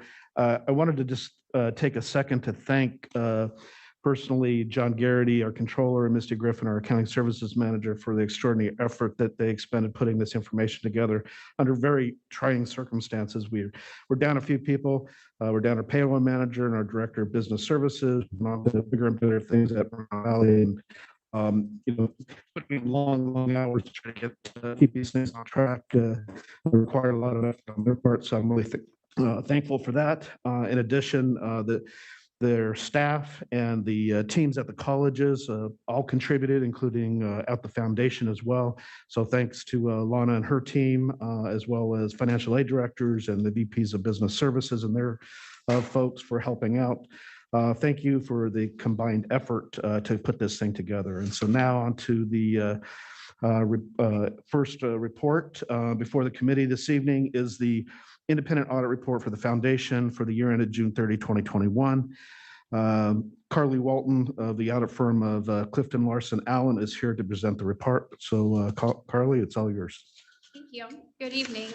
As I said, my name is Carly Walton and I'm a director with CLA. So we have audited the foundation, and prior to this evening, we've met with foundation management and the foundation's executive committee to discuss their report. As the Board of Trustees, you have monitoring responsibilities over your auxiliary organizations. Our presentation of the foundation's audit report tonight is to assist with that responsibility. There are 3 key items that are important to know at the end of an audit. What is the opinion? Were there any adjustments? And are there any recommendations for improvements?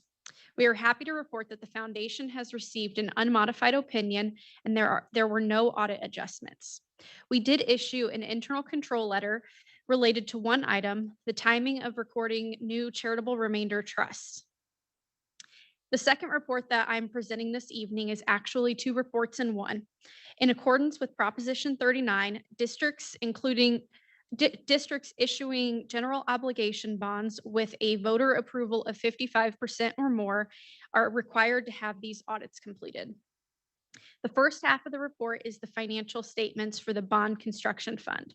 Keep in mind that this report is not intended to be a representation of the district as a whole, just the Measure C bond program. We are again pleased to report that the bond construction fund has received an unmodified opinion. There were no audit adjustments and there were no findings. The second half of the report is the performance audit. This report differs from the financial audit as it is for compliance purposes. As you read the report, you will see there is a background, scope, and objective section that gives you more insight to the purpose of the report and the audit. Page 17 of the report discloses the procedures that we have performed. We tested 39 non-salary expenditures, which amounted to 6.9 million or 54% of the total expenses. In addition, we reviewed the individuals charged to ensure that they are working directly with the bond program and that there are no administrative salaries charged. We have concluded that the district is in compliance with the spending requirements of the bond proceeds and there are no findings. Before concluding, I would like to open it up for any questions. All right, are there any questions, committee or board members? All right, oh, Mr. Brown. In Carly's exuberance, she presented both reports, and that's, I guess, okay. So I'm sure the audience will appreciate rolling through these as quickly as possible. But so with that. All right. All right, thank you for the great news, and we'll move on. All right. All right, the next, so that was G and H, correct? Correct. All right, so now the next item is the 2020-2021 independent audit report for the district. Mr. Brown. Thank you once again. So finally, we have the fiscal year June 30, 2021 independent audit for the district. This audit encompasses all funds, including federal, state, and also includes federal and state compliance reports. Rick Alonso of the audit firm ID Bailey is here to present the report. So Rick, go ahead and take it away. And you do only have one, so sorry, but go ahead and do that. No problem. Good evening, everyone. I'm here to present the June 30th, 2021 fiscal year audit report for the district. If you look at the report itself, the one thing you're going to see is the report is rather large. There's a lot of compliance from the state of California and the federal government, so it creates the report to be rather large. For sake of time, I'll just go over one page. And actually, it's really important page of the report. It's called the Summary of Auditor's Results. I kind of like to say it's the community college's report card for the year. And that's on page 555 of the PDF of the board packet. Within the scope of our audit is to render three major opinions. We're going to give an opinion on the financial statements. In addition to that, we give an opinion on federal compliance. And the last opinion we give is on state compliance. Each year, the state chancellor's office will give us a laundry list of information that they want us to look at. So on page 555, for the financial statement audit, the district received an unmodified opinion. The unmodified opinion, we learned just a few seconds ago, is the cleanest opinion you can receive from an auditor, and states that the financial statements are fairly stated in accordance with generally accepted accounting principles. For federal awards, the district also received an unmodified opinion. So the district met all of the federal compliance requirements which were required to test for this fiscal year. And the last opinion for state of compliance, the district also received an unmodified opinion. So the district met all the state compliance requirements which were required to test for this fiscal year. Actually lied, I'm going to go over another page, starting on page 556. This is where we list all our findings and recommendations. And if you turn to that page, you can see it's pretty much a blank page that just says none reported. I always say that auditors are very negative people. And there's a good reason for that. We're not allowed to give any type of positive assurance. Auditors are only allowed to give negative assurance. So when you see a blank page from an auditor, that's a good sign that the district had a good audit for that fiscal year. So just to recap, the district received all unmodified opinions, and there is no finding and recommendations for either the financial statements, federal compliance, or state compliance. Just to close, I'd just like to thank the district, all their staff, all the campuses for all their hard work in completing this year's audit. We asked for a lot of information, and the district has always provided us our information in a timely manner. So as auditors, we really appreciate that fact. So at this time, I can answer any questions that anyone might have. All right, any questions from committee or trustees? President Fig? No question, just a comment. Thank you for the report. Based on the report, I have to say that this board basically sits as the fiscal responsibility to the community. And one of the things that this shows, and it exemplifies, based on the large number of money that we get in federal and state, because we're well known across the nation for getting a lot of money federally. And for this kind of a report to come out that indicates that we are maintaining an ethical standard of handling that funding and that money on behalf of the taxpayers in the community, that says a lot. I mean, that says a lot about what our staff has been able to do, and what even you opened up by saying, Vice Chancellor Brown, that you're short on staff, and we know that you are. But I have to say that based on the report and the audit that comes through, with the potential that there is for any kind of irregularities, I have to say that this is a very welcomed report. So thank you very much. And thank you for affirming that for us. We appreciate the work and thank your staff for everything that you guys are doing because you're making us look good. Well, thank you for those comments. We take it very seriously, and I have to commend staff. They're under a tremendous amount of pressure every single day, but also the colleges as well. I mean, it truly is a combined team effort to be able to adhere to all the internal control policies and procedures that we have in place.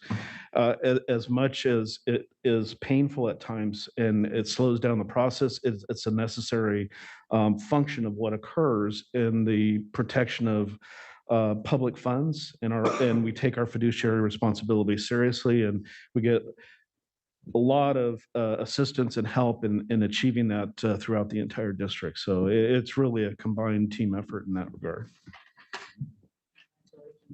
All right. Thank you, sir. Appreciate it. Thank you. You guys All have a right. great rest of the meeting.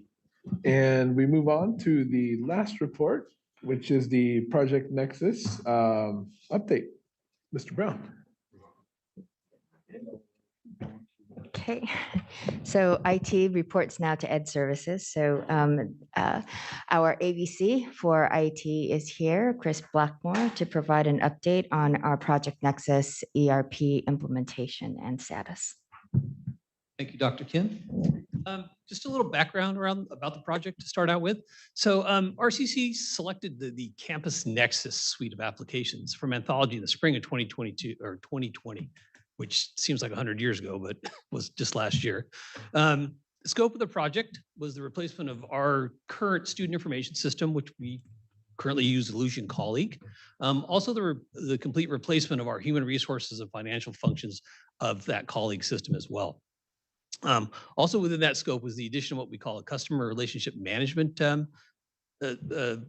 system or functionality we were going to add to the system. This project was launched in the summer of 2020. Next slide, please. A little additional information about Anthology. So Anthology was formed via the merger of Campus Management, Campus Labs, and iModules in June of 2020, literally about 3 days after we signed a contract with Campus Management Company. Just a little more information about Anthology. They just recently merged with Blackboard, and some of you may be familiar with Blackboard. Blackboard is one of the largest LMS companies, learning management systems companies out there. And they are now the largest EdTech company in the world, actually. That's in the United States, but I actually did confirm with them yesterday that they are now the largest EdTech company in the US.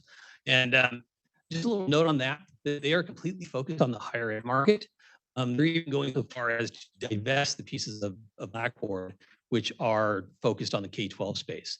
So they are very much in that higher ed space, and they are completely committed to that space as an organization and as a company. So that's a tremendous amount of innovation, investment going on in that space from the Anthology group.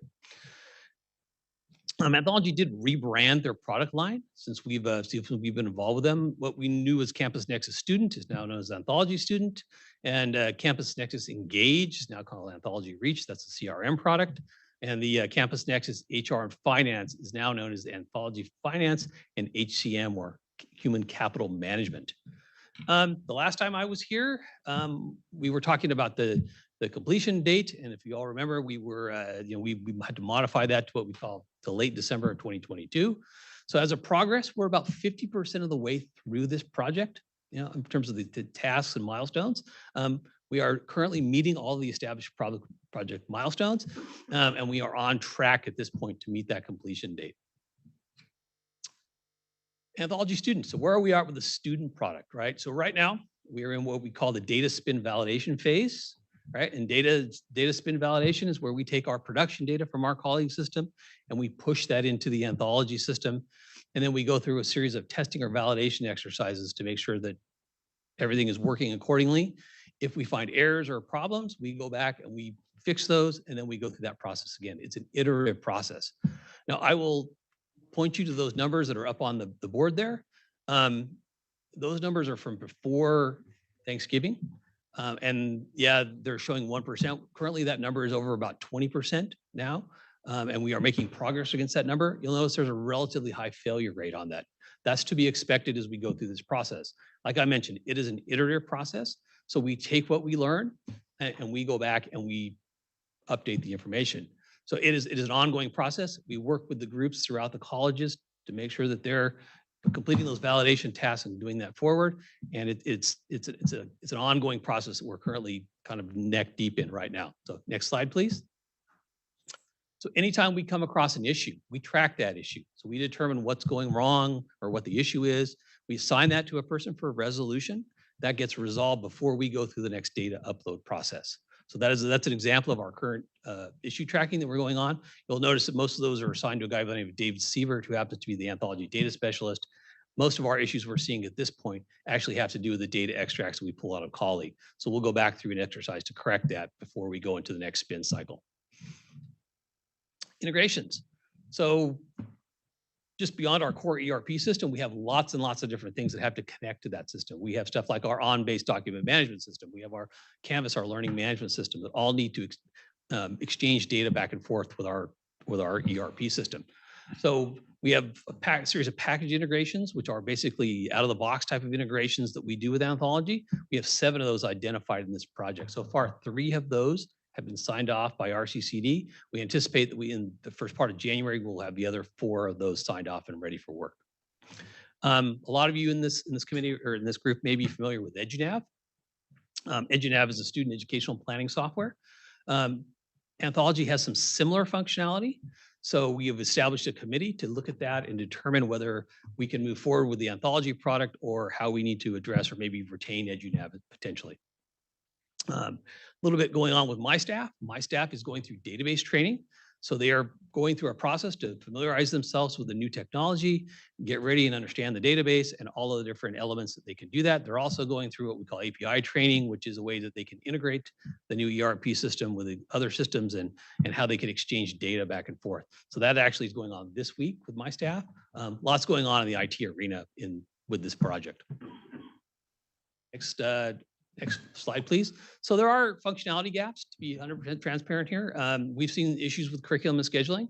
So those gaps are under review right now by Anthology, and we are making progress on how we can resolve those effectively. Some of those will be productized by Anthology. Other ones we'll have to come up with maybe potential process or procedural changes here at the college or in the district.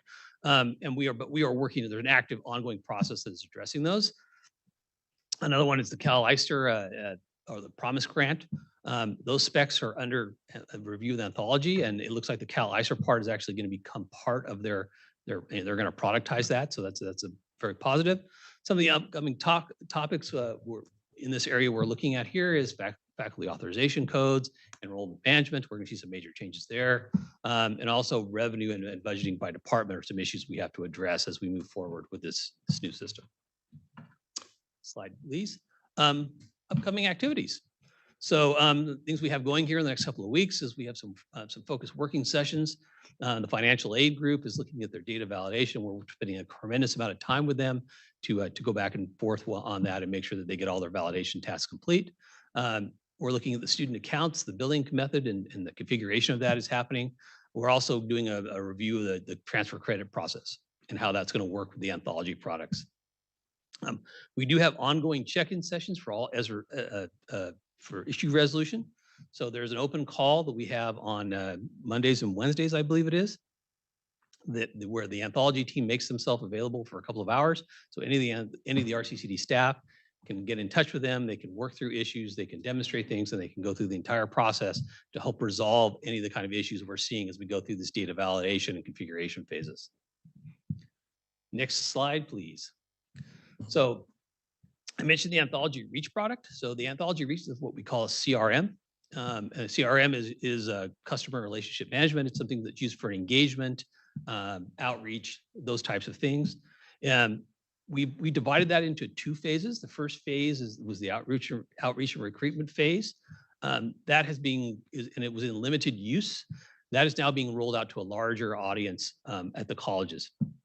And the intent there is to hopefully leverage that platform to engage students earlier and help with some of the enrollment challenges.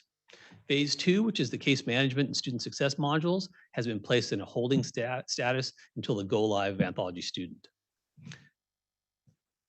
Anthology Finance and HCM, or Human Capital Management. So we are still in the planning and configuration phase of that part of with that product. We've gone back and decided to revisit some of the business process analysis for the HCM product. With Vice Chancellor Few coming on board, we thought it was a good opportunity to be able to do that and make sure that she can have her input into this process as we move forward. We are also in the planning phase for the first data migration into the HR and finance modules. Little project information. So we have launched a website for Project Nexus. So up on the board is the address of where you can get that information. It has status updates of how we're doing with the project. There's also product information for all the different pieces that we're implementing. There's a listing of all the team members who are participating in this project. And there's also a very important link to the Anthology Academy, which anybody with an RCCD email address or college email address can log into and get training and videos and materials on all the different anthology products that we're implementing. And that's available to all staff members, around the clock kind of thing. I wanted to touch on one more subject, and that was a little bit about what this project is kind of doing to the RCCD IT department and how we're kind of evolving with this new technology implementation. So historically, RCCD IT has been an organization that we're really good at building things and developing stuff. We're really good at building applications or maintaining an application, writing code, right? We're also really good at putting wireless access points in buildings and setting up networks and doing that stuff. We really had a secondary focus on supporting those technologies once they were operational. A lot of that was necessity driven because really the way our current enterprise application systems like Colleague and that are very customized, very internal to us. That requires a lot of programming time, support time, those types of things to keep those things operational and just keep the wheels on the bus and keep things going forward. My staff probably spends 80–90% of their time just doing that stuff in the current environment. Well, this ERP transition is driving a lot of change. We're moving to a cloud-first model, or what we call software as a service. Well, that load of software maintenance and development aspect actually moves to the vendor, right? And so what that does is that gives us a lot more freedom with the staff to be able to do some new and innovative type of things. So we're going through this process of what we call a transition to a service organization. And we are going to reorganize around delivering IT as a service as opposed to a product, shall we say. There'll be a greater focus on the support of technology and operation of technology. And we're looking at trying to enable the end user out there in a way that makes them able to use that technology for all kinds of different purposes, right? To be much more efficient, effective, whatever that's going to be, to be able to leverage technology to help more students, however that works out. And ultimately, we're modeling our organization so we can better ultimately support the colleges and their mission, right? And that the end result of that is going to be a much more flexible organization that's really, really nimble and able to quickly innovate if necessary. And with that, can I answer any questions? Are there any? Oh, there we go.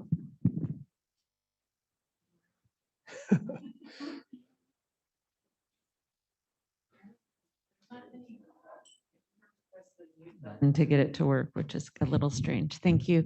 I just wanted to comment, a faculty perspective of this is, while we know we need a new ERP system, we're a little disappointed, like curriculum, that our practices are being limited by technology, right? So we hire a company to customize this new platform for us, but just in district curriculum today, and I get this is minor, I guess, in the grand scheme of things, but just to give you some faculty feedback, some of the titles of our courses are set, and there's only 75 characters that you can add your title in, and so you can't add the title in because our program won't support it.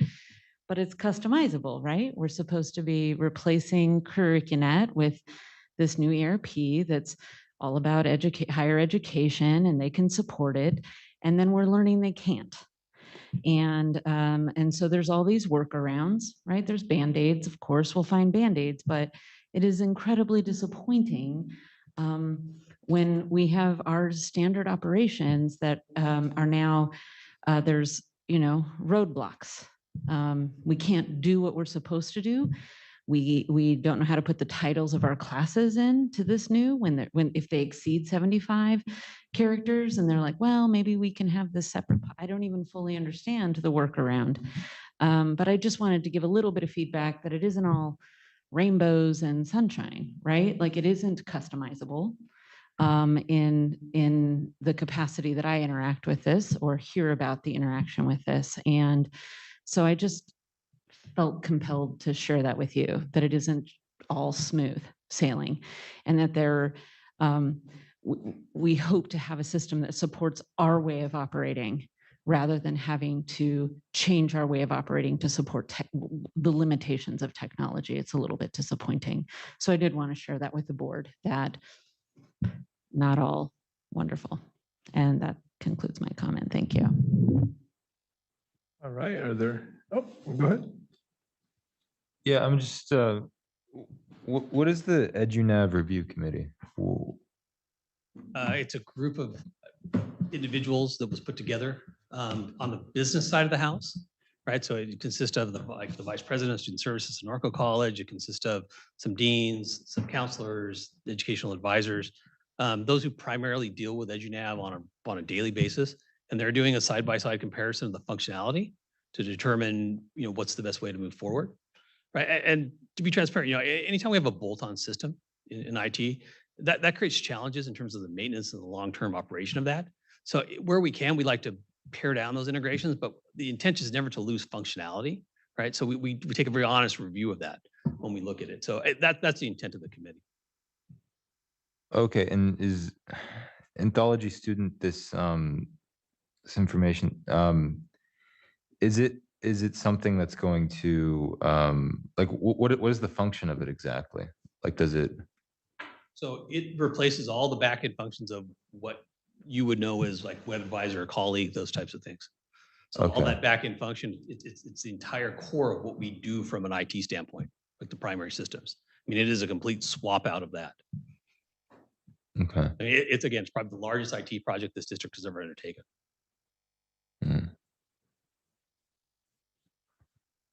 Thank you. All right, Dr. Kim. I just want to provide a clarification around Professor Flerke's comment about the CurricuNet piece. This is not going to be replacing CurricuNet in any way. Meta is the platform that we're using for that. And so that has its own system, and that we are looking at the integration between Meta and also the ERP system, so that there is a distinction in that. The other is that in terms of the customization, and she may have stepped out at that moment when we were providing the additional explanation, but there is a level of customization that we are able to do with the system.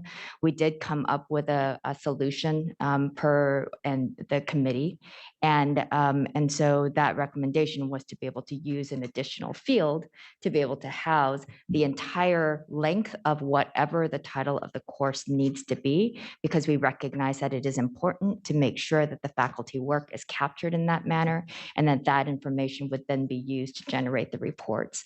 So we are continuing to work and alongside the faculty members, as well as our administrators and staff members, to be able to get as much information into the system as possible.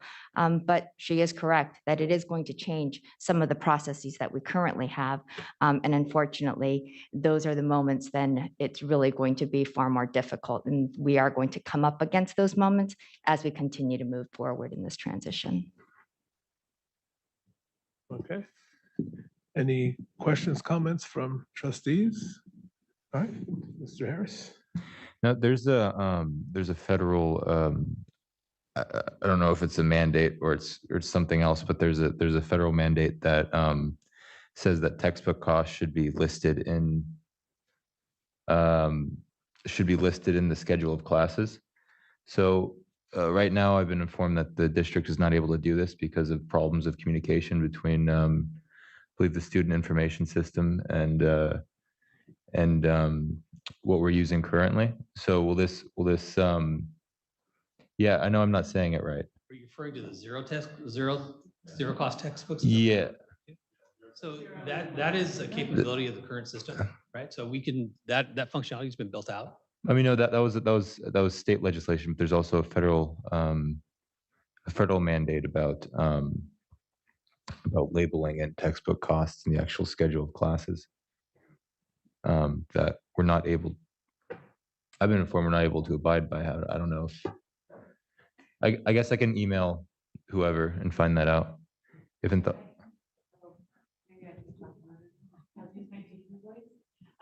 Academic Senate, yesterday, I voted on those definitions and establishing those definitions of what is low cost. Even zero cost needs a definition because it's not just textbooks, but it's materials for courses. And sorry, I can resist. It's a long day. So we did vote on that, and we do have the capabilities. We've worked with the IT department, and there are statewide symbols for both, but they don't mean much if we haven't defined them. So the definitions have been defined. There'll be a key available to students, and there is a place for that in the schedule moving forward to comply with the law, just as an information item. But it takes a long time to define those. It seems like a simple thing, but those were voted on. Yeah.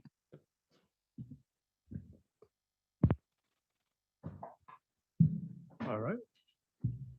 Okay, so that concludes the Resources Committee. Back to you, Madam President. Thank you very much. We had a lot of information tonight, but look at, it's actually only like 8:35, so we're doing like really good. That was the last item on the agenda. There is no other business, and we already did the closed session. So for everybody tonight, the meeting is adjourned. Good night. That was good.